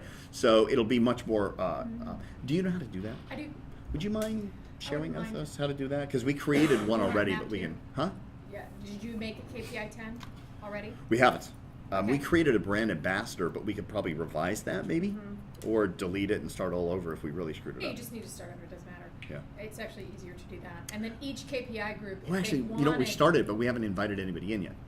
Right. It's the name though. It's the URL name that they end up with. Oh, so you got to start it over. Okay. You can do that. John can do it too. Do you know what I'm saying, John? Though instead of Yeah. it being just KPI10, because then he would. End No, up- I know what you're saying because we have like in You the would Dent end up- Global one, we have all these different little sub things that some people are members of and some Some people aren't. aren't, Yeah, yeah. yeah. And you don't see all of them. Yep. You only see what you have access to. Yeah. You would have 1 through 10. We'd only see Yeah. us, the 10, and the general. Yep. Yeah. So Yeah. you would create each channel. You would invite each group to their own channel as Mhm. a way to, you know, if they want to deep dive into some personal topics that Mhm. came up, you know. if you're- Got it. All right. So if you've never experienced Slack, it's a very easy app. In fact, here I can just show you guys what it looks like. So awesome. So this is Slack. Streaming. This is how we use it for organization. I'll show you some of the things that we do. So what you're saying is Dent up here would be KPI. And then inside here, we would have all these different channels, Yep. which would be KPI 1, 2, 3, 4, 5, 6. Yeah. That's what Yeah. you're saying, right? So Yeah. it'd be hashtag Got it. KPI1, hashtag KPI2. Gotcha. And then you can have individual messaging with all the different people down here. Like we've got global, which is just pretty much smack talk amongst all people in KPIs all across the world, and it's just it's a community messaging thing. And we have all sorts of crap in there. It's just it's literally just it's a house party. Yeah, But the then only we've thing I don't got see global. is general and random. Can you keep going up? Yeah, you guys don't have a general and a random, which is funny. We probably renamed them. Yeah, but But- everyone but has a we do general have- and a random. like to we have click into private that channels. specific Channel. So there's a difference So he's between in- channels and private. Yeah. Go to all thread. Where's that Go to at? all threads. At the Click on all top. threads. No, it's just going to throw them all in there. Yeah. Yeah. But anyway, this is how it works. Now, so for example, here's how we use it from an organizational perspective. One of the things, and I think I maybe have shared this technique with you guys, and if not, here's a great technique to really minimize the amount of interruptions you have. So in our office, we are not allowed to interrupt everybody to ask questions. Because it's not that it takes a long time to answer somebody's question. It's that it takes a long time to recover after answering the question, right? We've all experienced this. What's that? Deep work, Deep right. work. Although we were doing this before deep work, Oh, right? right on. Yeah, so what happens is, from now on, first off, if anybody in the office asks anyone a question, our go-to response in our policies manual is to ask them a question in return. And that question is, can it wait for the daily questions? Because, let's face it, if it's urgent, maybe it can't. So we're allowed to go, no, it can't wait for the daily questions. That's a worthy interruption, right? But 99% of the time, it can wait for the daily questions. What are the daily questions? It's every morning, wherever we're at in the world, we get on the phone at 9 a.m. through a free conference call, and we just answer our questions for the day. And those calls never take more than 10 minutes. And here's why. There's very few questions. If I go to my daily questions here, I said, I've uploaded the TBM to LinkedIn video now. Please go to the page and like the video and share it as well as we get some good views. So I'm going to talk about that tomorrow morning, Monday morning. I'll talk about that Monday morning. Although even Matt already just responded to done. But these are the questions. So December 5th, we had one question. December 4th, we had two. December 29th, so it's relatively simple, right? This is nothing. Why are there only one question? I mean, normally there's like 100 different questions every single day, right? Here's why. Because when you say, Can that wait for a daily question? The answer is almost always yes. But guess what? Nobody wants to wait to get the question answered. So what do? They figure it out on their own. Because 90% of all the questions that we ask each other interdepartmentally are because we're too lazy to find it out ourselves, so we're using people as a human Google. When the information's there, right? I do this to my kids. Yeah, it makes sense, right? So what happens is we might have Winning at parenting. 20 questions during the day. 19 of them get answered all the way on their own because, like, yeah, I don't need to ask that. Yep, and then I just go on Google and I find it out myself, or I look up the file. How many times in your business do you ask another employee for the phone number of a client, for example? I do this all the time. Hey, Jody, do you have Bob's number? Hey, Jody, do you have John Sirakis' phone number? Because I might not have it. It's like, why do I need to bother her when I've got a CRM? Now she could go, yeah, here it is. But then there was the recovery time. She just goes, can you ask that on Monday? I'm like, yeah. And then I go right in and I just go, look up the CRM and I get your number. So it works out really well. So we use KPI daily questions, and then every morning at 9 a.m. we get our free conference call, we answer the questions, and then we go, are there any other questions today? Because sometimes things have come up. And it's created such an efficiency tool in our office, right? So if we did something like this is essentially the same crap you'd see on Facebook, right? In our post.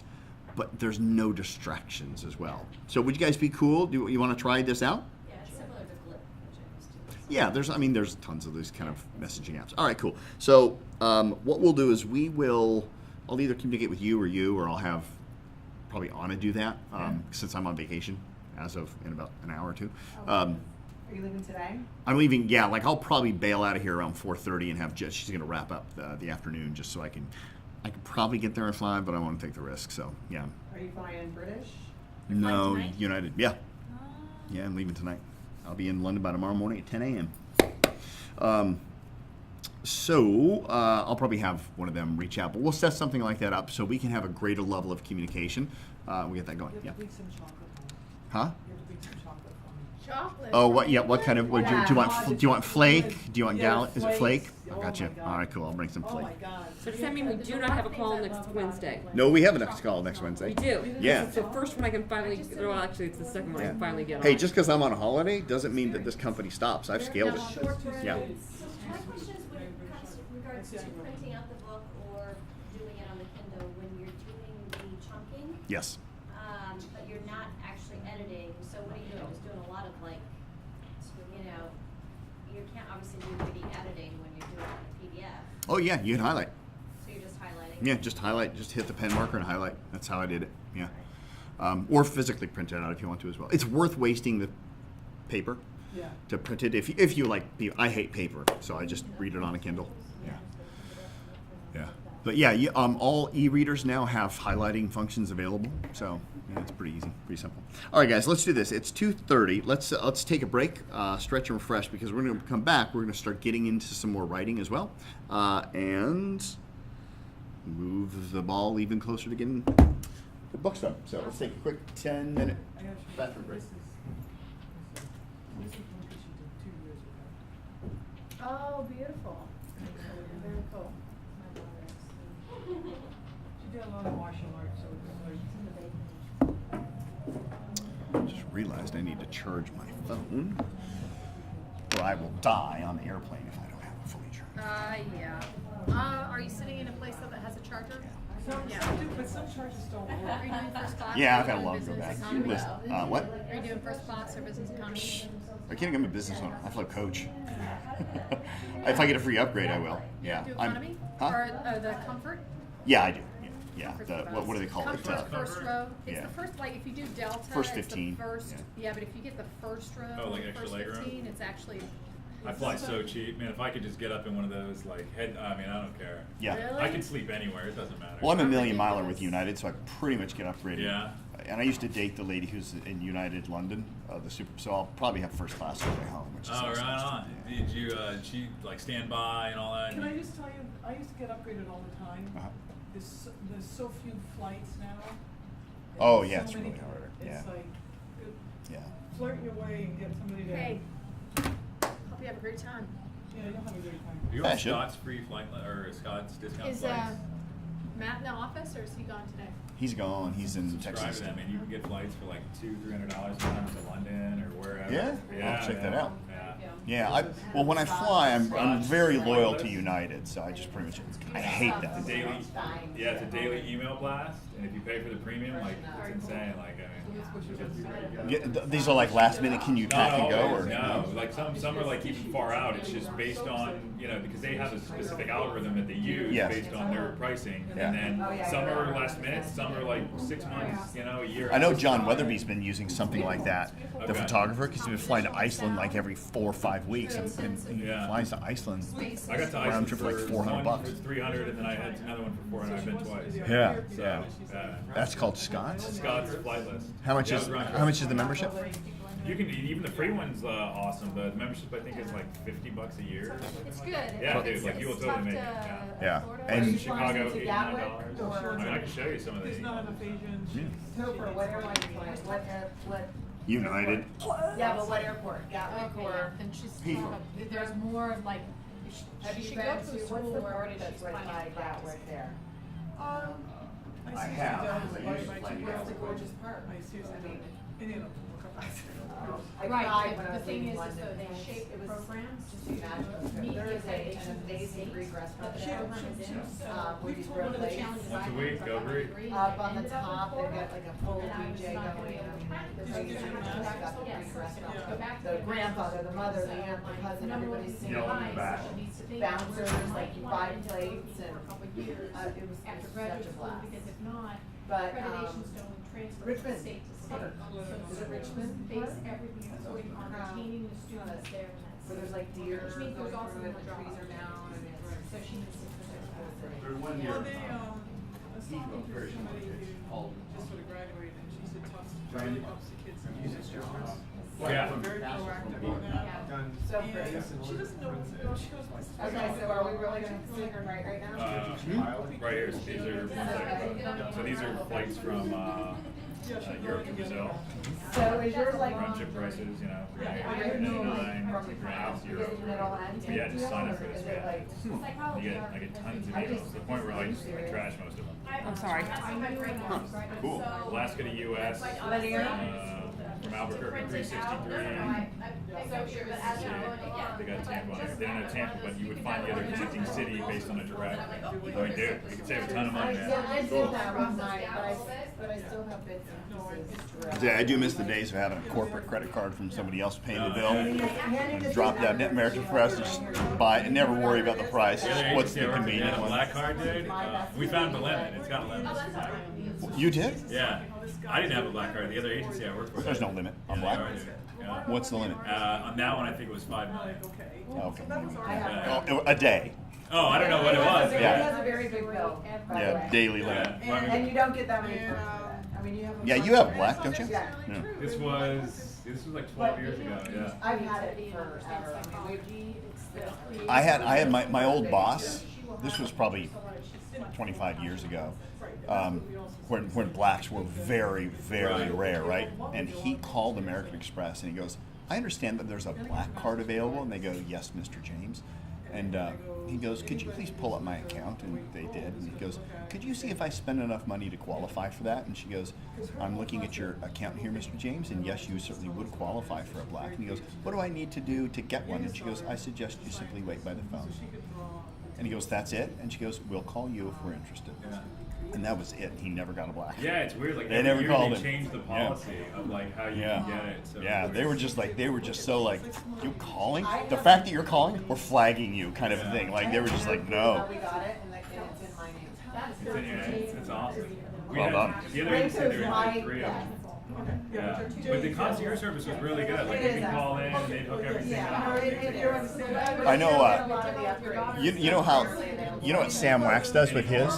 What is it? Sam Wax does with his is because with the black you get you can buy like 5 hours early all the tickets to the Emily Arena concerts and stuff, and so he'll buy. I think he buys I think you're allowed to buy 6 tickets or something. So he just buys 6 tickets to every concert that's out there, and then like he bought like 6 tickets to the Bruno Mars concert, and sold them all for $1,000 a piece. Right on. Yeah, with He was just- like, I'd be like, I'd end up stuck with them. Graham, what were you She was saying about able Scrivener? I'm to, sorry, man. at a young age, So in order to study. print And so it this is teaching, or to PDF or whatever, you can't coast, compile, which, when you get to, you know. Yeah, you have to college, compile. Yeah. So you go through like compile, and then it'll just put it into one doc. Gotta So learn how to Yep. And learn. then Right, once you and so save that this, the art compiling, program, I think it's also awesome, how do because it's also you view it making in her. like Kindle? I don't remember. There's actually an export function directly to Kindle where it saves it as a KDF file, and then you just go on to Kindle Create and you can just upload it directly. It's relatively, but I don't remember the details. There's probably a YouTube video on how to do it. I know I've got a video series called ScrivenerCoach.com. And they talk about how to do it in there. I'd be happy to give you my username and password. You can look it up if you want to. That's something that creates a Kindle type of Feel free to connect. So Kindle Create is the newest thing that they've got. It's an app that you install into your laptop, and it's brilliant. What is So it? Kindle Create. Kindle Create? You just upload the document into it, and then it automatically finds all your chapters and formats it. And then it has a simulator to where you can look at the Kindle on the screen and look at exactly how the page is, how it's going to visually turn out. And you can modify and make the changes and just hit publish, and it's just up live. It's fast. That's how we do all of our new marketing ebooks, is through Kindle Create. It's a free software. You just go to Amazon Central, I think, .com or something like that, or authorshipcentral.amazon. Just Google Amazon Author or Kindle Create. And it's an easy app, and it's really nice, man. It's slick. Here's what we're doing. We're going to get to work now. We're rolling the sleeves. So, 2:44. We are going to work for 45 minutes straight. We're going to do a 45-minute window, and then at 3:30, I'm going to have Jody actually come in and tell you guys a story about her experience of writing. So, 45 minutes. Here's what we're going to do. If you're not done writing yet, you're obvious. You've got a really great, easy task. Keep writing. Done. Right? So, Louis, you said you got some more stuff to do. Keep writing. Yep. If you don't feel it's done yet, just keep writing. If you are done, Stacy, you said you were done. I feel like there's something missing, but I'm not sure. That's why I started the editing. Or the proofing, chunking or whatever. Okay, cool. So if you're at that phase where you've written it, now you can literally for the next 4 hours or 45 minutes, proof it. Just what I said. Highlight the if you don't have it converted to a PDF. I did, but when I converted it, I just, like, some of the words off, it's like, Yeah, just Really going. messy. You can do it from the word processor. That's fine. Or if you want to and you want to print them out, you can print them on our printer and you can read them page by page. We're fine with that. I don't mind wasting the paper for you. I don't like this. Perfect. Well, it's not a waste. It's It not really is good. wasting. Yeah. So if you want to, you can print it. You can just log in. Reading it is so Yeah. helpful. I Yeah. had tons of different pieces in my first round of editing. Yep. Okay. So feel free. Who else is at the editing phase where you're reading, chunking, and sequence? Same thing. So if you want to, we'll just print out. I mean, not going to do the whole book. We'll print out the first 5 chapters for you or something like that, or wherever you're at. We can do that for you today. Happy to do that to get you started. Mr. Ron, how are you, my friend? I have a driver's license. I was going to say, do you have a driver's license now? That's an improvement. You know, you can set an appointment for that stuff. Yeah, I love probably. St. Beans, DMVs, they're amazing. Yeah, they are. Actually, St. ours Beans is damn DMVs. good. Tampa's is amazing. Yeah, You can set an well, appointment Valrico and you're not in within so 5 much. minutes. And if you don't have an appointment, you're in there for the whole day. Let me see Yeah. your driver's license. Why don't you relax? It looks Cool. weird. They're different now. Oh, you got the new one? Yeah. So cool. I Yeah. feel like I'm from Hawaii or something. It's like the McLovin. Yeah. Oh, yeah. Let me see it. That's good. Well, you mentioned I did the whole replacement for the Department of Motor Vehicle. All right. See how they get set. Take your laptop, go in there, and just tell Anna you'd like to print it, and she'll just log you into the. Make a couple fig Yep. bad boy. I have a question. Where does the, Pass it where does like around. the Put about some the author smudges on. kind of section go, or that kind of thing? Where does the what? Like your story, where does that go in the book? The what section? Like About your story the about the author. Oh, about the author? Yeah, your story. You can do it usually at the beginning or the end. Most people typically put it at the end of their book. Okay. Yep. Does that count towards that 30,000? It does. Anything you write counts. I'm for running it. out of content Yeah. here. Does So anybody want me to read? typically toward the end. We got work for you. Don't worry. Oh, No, read I got other people's stuff? no, I got Read I out got loud? stuff for you, Claire. Don't you worry. It's been a day. Would you please tell them that we're a great team? What's that? We're a great team. Are you? Yeah. Uh, Yeah. We get together. How does that show up specifically?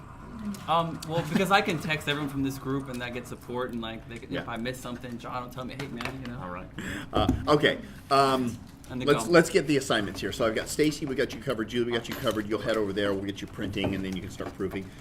Patty, you're still writing, or are you done? Oh, God, more to do. Got it. Okay, cool. That's right. Yeah, you like, got some more, just- and John, you got some more. Yeah. Lewis, you said you're working on that one chunk that's missing. No, I gotta kind of like keep writing first. Keep writing. Okay, cool. Michelle, you're I'm organizing and You're- writing. okay. So you got more to write then. Okay, cool. Charles. Oh, sorry. Writing. Sorry, I was looking at Grant and said Charles. Grant, I still have some writing. you do have some writing. Okay, cool. And Writing you're gonna and we're gonna do with the the transcription. transcription Yep. would be So really helpful. I'm gonna work with you privately. I'll just pull you to the side in the other room so we Okay. don't distract them. And you said you got more writing to do. Yep. Oh yeah. All right, cool. So our goal is 45 minutes of solid productivity. Turn off your emails, turn off your phones, turn off your alarms. Don't focus on any of that. Just focus on really good concentrated writing for the next 45 minutes. I'll shut the recorder off. Probably should have done that before break, but oh well. Hopefully you guys did nothing incriminating. That was a joke, because it was recording, when I could have said something funny and everybody said. Yeah, I walked out So- at Topher's.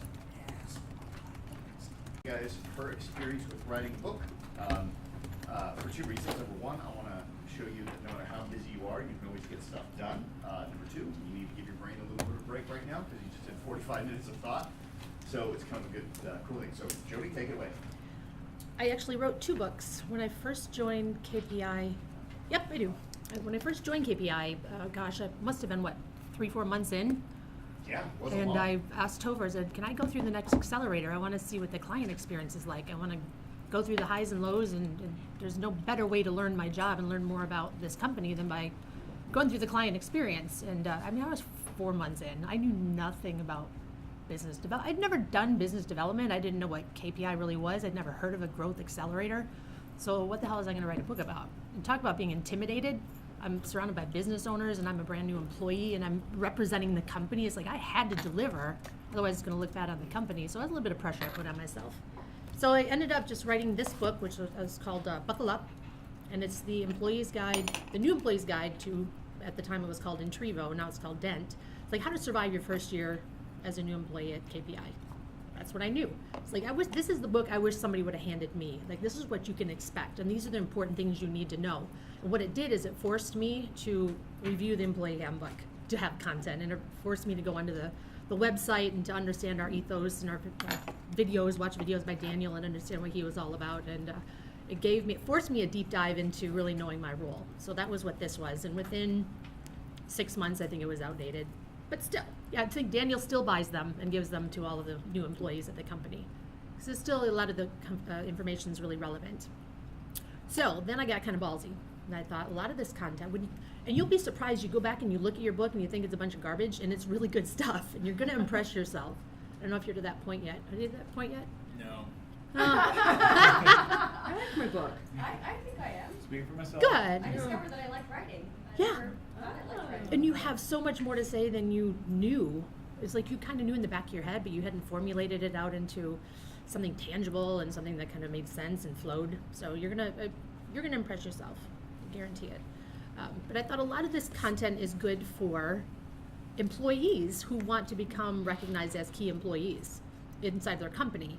And when I was working for Home Shopping Network, I was one of those just kind of know-it-all producers. I'd been there for 11 years, and I knew more than the new management they were bringing in. And Mindy Grossman came aboard and brought in her people that were 10 years younger than me, and I kind of rolled my eyes in meetings and just thought I was better than them, and I didn't need to listen to these young whippersnappers, and wishing that they would recognize me for being the knowledgeable, loyal employee that I was. I was there for 11 years, and I had kind of all this anger, and I didn't step up. And knowing now what I didn't know then, like I could have been such a better employee. Like when I was let go, and a lot of us were, they went through a corporate downsizing, and Mindy brought in her own people, and I was really bitter. I was bitter for a long time. So I ended up writing Entrepreneur. Believe it or not, nobody has written a book with this title. So I kind of own that word now. Hey. Yeah, I know, right? It's pretty cool. But it wasn't a word that I came up with. Entrepreneur is a word that's out there that describes an employee, a key employee who has adopted an entrepreneurial mindset. So over the last 3 years, I've definitely adopted an entrepreneurial mindset for sure, working around all you kind of people. And wishing I knew now what I didn't know, or wishing I knew then what I know now. And I could have really climbed the ladder at HSN. Kind of pisses me off. But it's a rite of passage, right? I had to go through that, and I had to shed my old persona and get over my attitude and learn how to take ownership of my own career. So I decided I was going to write this in 9 weeks because I'd already written one. I kind of understood the process, and I'd watched countless groups go through and watched how they had done it, and I knew some of the resources that we had. So I sat down over the Christmas holidays and I cranked this thing out. And I had it from concept to completion in my hand in 9 weeks. So it can happen, but you have to really, yeah, that even surprised me. But a lot of the content I repurposed from this, and I just shifted it, not making it dent specific, but making it, how to apply these things to your corporate role and how to reach inside of your own company and reach out to other silos and get to know the other leaders so they know you, rather than wishing that the leadership would know you already because you just deserve that, because you don't. I'm getting into the content now. So anyway, you can do it. You just really need to carve out the time, and you have to sit down and you have to apply yourself. And my friends were out playing volleyball, and I remember taking this Norman Rockwell picture of me sitting there writing while they were playing volleyball.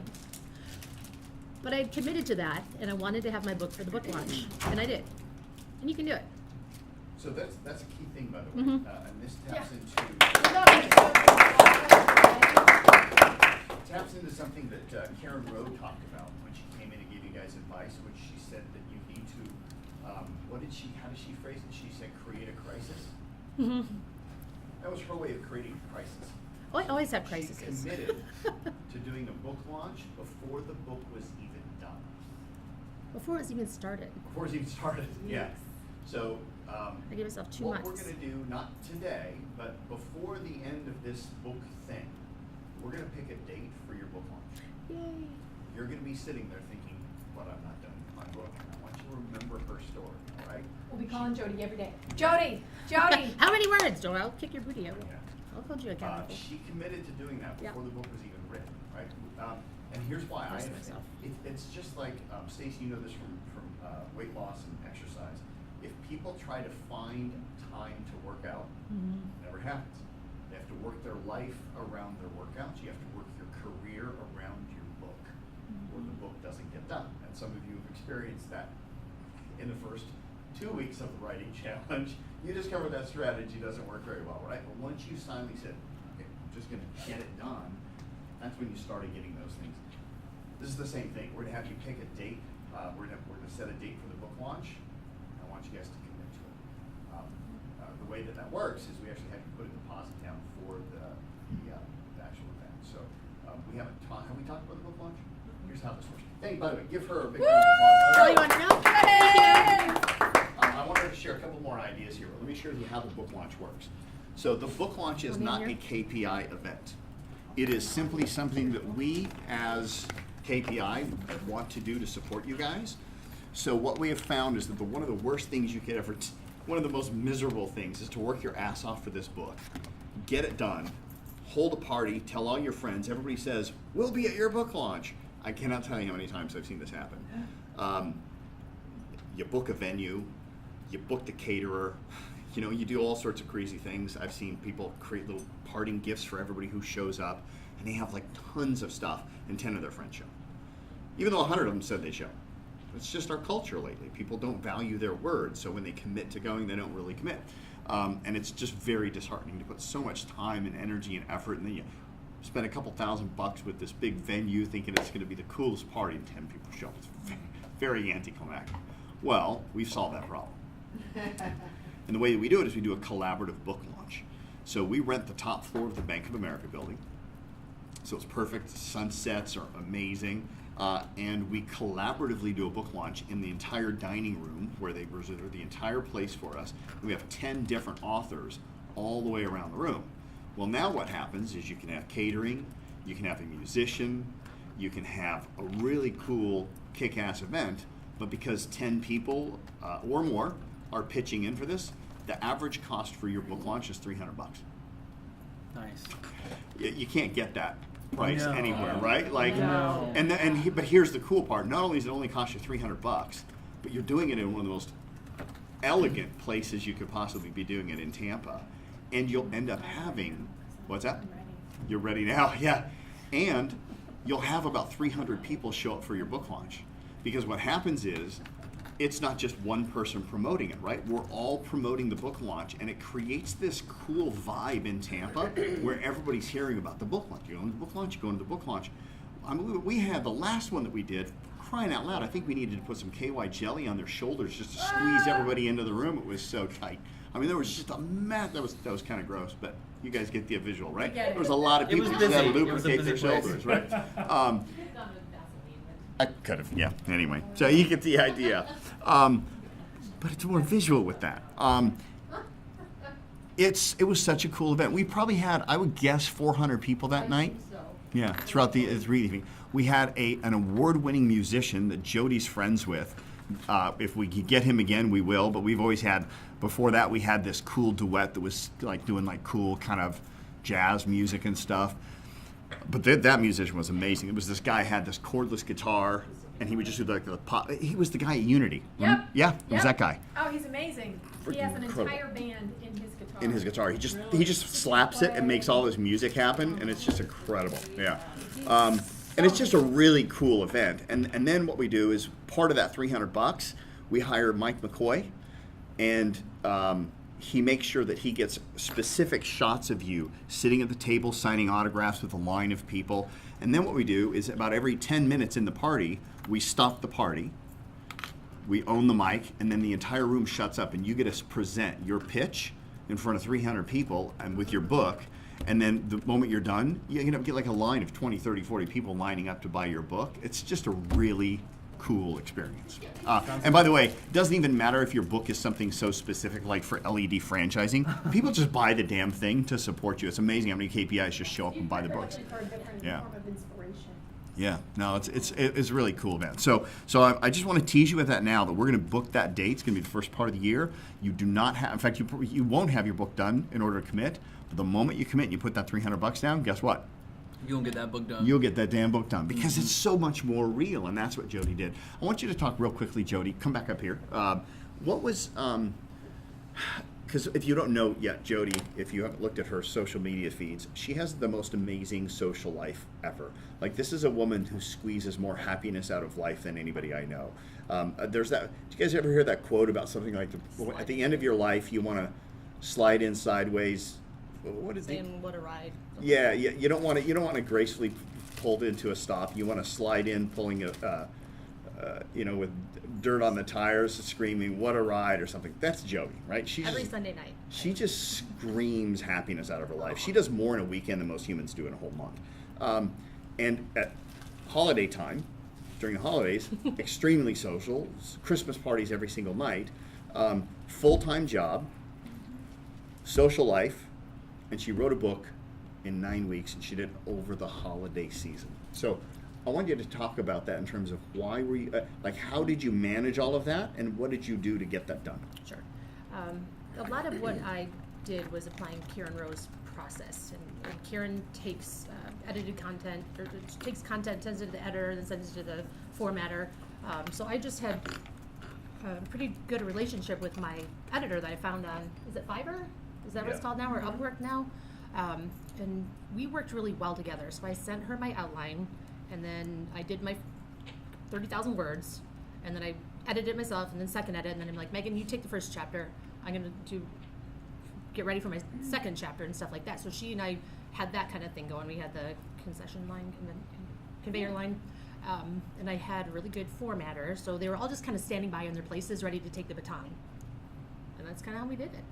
Yeah. And it's not. What? What are you doing? Getting good shots. Getting good shots of you. Yeah. Creating content, specifically. Do you still, is that editor still around and is in there a lot. Sadly, they died. I think Karen uses her a lot, and the formatter's fantastic, and they're so affordable. My God, I think I paid Megan $300 to edit my book. Yeah. Oh my gosh. Also, can we pay for that now? I don't know. She might, There- her rates might have Oh, gone I'm up. gonna I don't lock know. She's that kind of in in now. demand now. So let's talk. Yeah. Oh, it is. It's dumb. What I looked at was charging anywhere from 3 to 10 cents a word. So there's a Oh. couple of different ways they charge. So editors, and they have their preference. Some charge by the hour, some charge by the word, some charge by the project.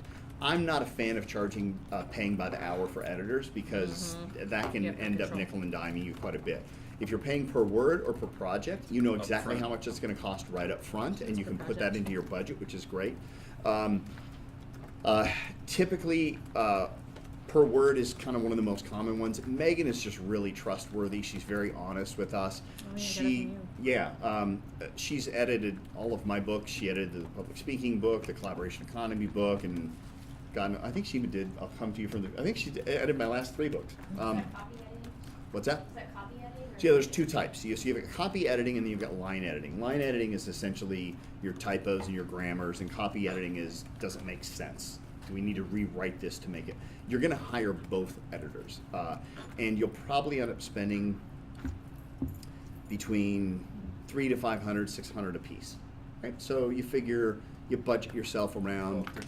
Yeah, $1,200-$1,300, probably a pretty good price, and Really maybe even not less. bad. No, it's not, guys. And editors are worth their weight in gold because they make you sound so much smarter than you really are, right? Like we're entrepreneurs, we just write, but they write. Create You know, they flow, create good yeah. literature, so it's worth it. You're not there yet. Some of you are getting close. What we'll do is we'll give you a list of different writers or editors that you can hire. But really, you can also just go into like Upwork, and I wouldn't go to Fiverr for editors. No. Yeah, No, I would it go was to Upwork. It was yeah. Upwork. I forget what it's called. Yeah, it was at the Upwork. And actually, by the way, that's where we get Megan. Megan is so loyal to Upwork, I don't even have her contact details. Yeah. I just have her name, and I have to search for her and hire her through Upwork because that's where she gets all of her business. She has a 4-year degree in English Lit. She's American.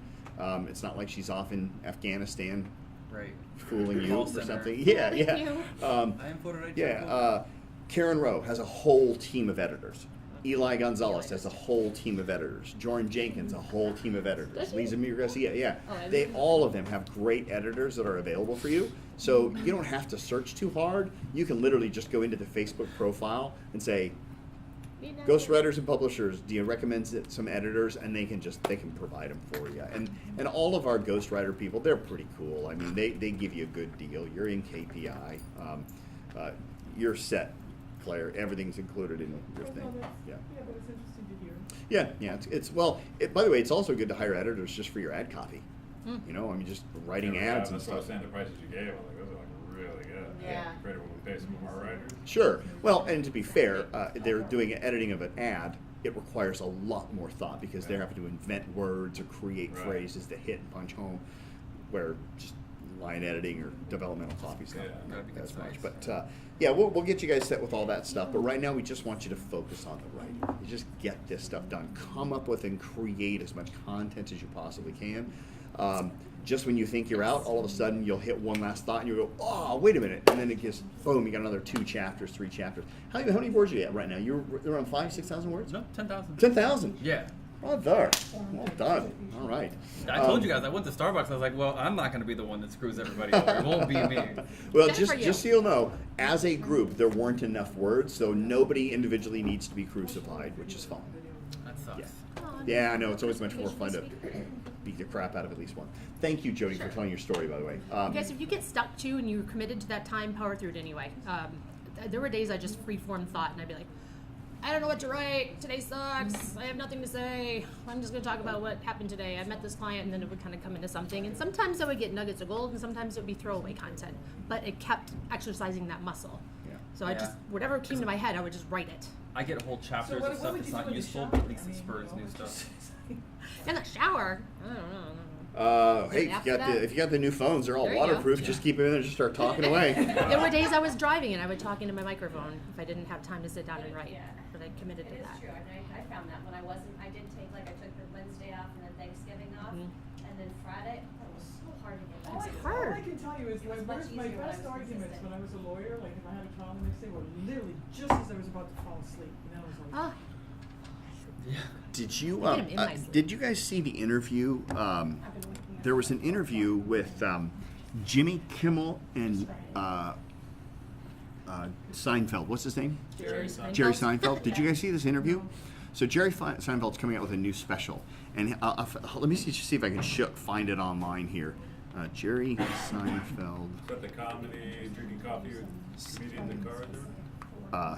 No, that's so he's coming out with a new special where he's repurposing all of his old jokes. Jerry Seinfeld. Yeah. One on Netflix with the stand-up. Well, it's his new special on Netflix. Okay. Yeah. So what he did is he had. Let me see if I can just find it here. If you can go on to Netflix and just find the thing. I think this is it. No, it's not it. He's got a picture of him in New York. They took because Jerry Seinfeld's got this philosophy that if you want to be a better comic, you have to write better jokes. And that's a strategy, right? But then he says, Like Stephen King says, if you want to be a better writer, you need to read. You need to read every day. Yep. And you need to write every day. Yep. Those are his two basic things. So here's his strategy for writing better jokes. You have to write a joke every single day. So Jerry Seinfeld has written a joke every single day for like 30 years straight. And he's got this new documentary where he's sitting back in his hometown, and they've taken his street in his hometown and they've laid out all of his jokes that are on paper and wallpapered the entire street. And if I'm not mistaken, I mean, and this thing just goes on for hundreds of yards. And those were all the jokes that never made it. Or maybe those were the jokes that made it, and then he goes, but then there's all the jokes that never made it that would be 10 times that. So he just writes and writes and writes. And his strategy is he tries to never break the chain, and that's kind of your strategy. Like the moment you take a day off, your inertia stops. His whole thing is he's got this old school calendar, and he just puts a big red X on the day when he writes a joke. And then his whole game is to just see how many X's he can get in a row before he screws up and loses it. And the man just is a wordsmith. So it does help to just kind of stay in it and just keep working as long. This is the picture. It's not a good picture. There's better ones. But this is the picture from the special, or one of the angles from it. Jerry before Seinfeld, or Jerry Seinfeld, the comedian, are the two. One of the two.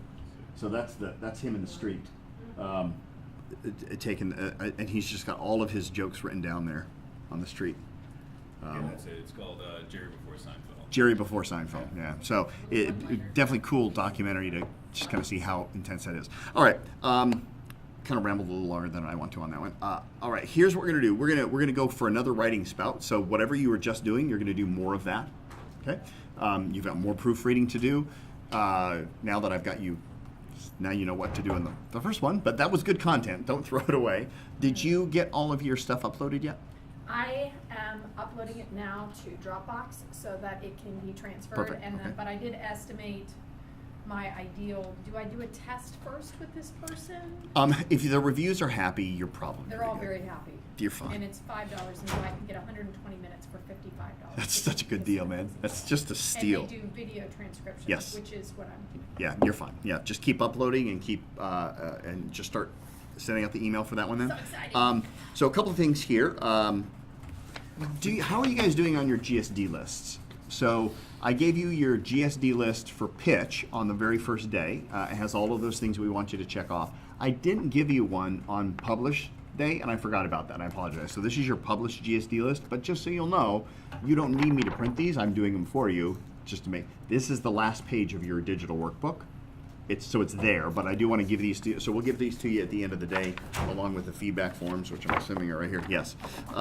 But we want to go for another 45 minutes. 3:52 now, so we're going to punch for 45 minutes again to just write and get this stuff done. All right. This is a great opportunity for you to just stay focused in a collaborative environment. Just to let you guys know, I will be gone when you're done writing. Okay. Jody can wrap it up with the forms and everything else at 4:45. So I'm going to get on the road and get to the airport and whatnot. So I'm probably not going to see you guys until January 11th. January. So I wish you guys a wonderful, happy holiday season. Thank you so much for being a part of KPI. We appreciate you. I'll see probably some of you before the holiday season. And we'll I'll see speak- you, and of we'll- course. Yeah. Right, but we'll all speak on the call potentially on Wednesday, right? That call is happening. So Okay. I've scaled my company. We've got a strategy in place for that one. So yeah, get on the call on Wednesday. If you need the phone number, let me know again. We'll get it to you. It should be stored in your phone by now. Yeah, that call is still happening on Wednesday. And what we'll do is we'll just once again unfold the next process and the next level and where you go. I won't be Sweet. there Wednesday. I have a That's client fine. meeting. We record them and then you can just listen to them later, so that's not a problem. And sometime between now and the next week or so, what we'll do is we'll get Slack set up for you guys, and we'll see if that's a more effective line of communication. Because I just feel bad. I don't know what 5 people are getting left out of the text messaging when people reply, but I send it to all 15 every time, and then. I get 2 separate ones. Do you? Yeah, well, I think so do I. Like when they reply, sometimes I get a reply and it's to all 15. Sometimes it's a reply to just 10. It's just very bizarre. It's weird. So, all right, guys, focus. Get back onto the writing. I'll hit that quarter and Great stop. vacation, dude. Yeah, well, I'm going to go back here and get some more work done myself. I'm not quite even yet. How many words you got, Mel? More than you. Are you sure? Oh, that was good. What do you think? No, he laid down the dog. I got about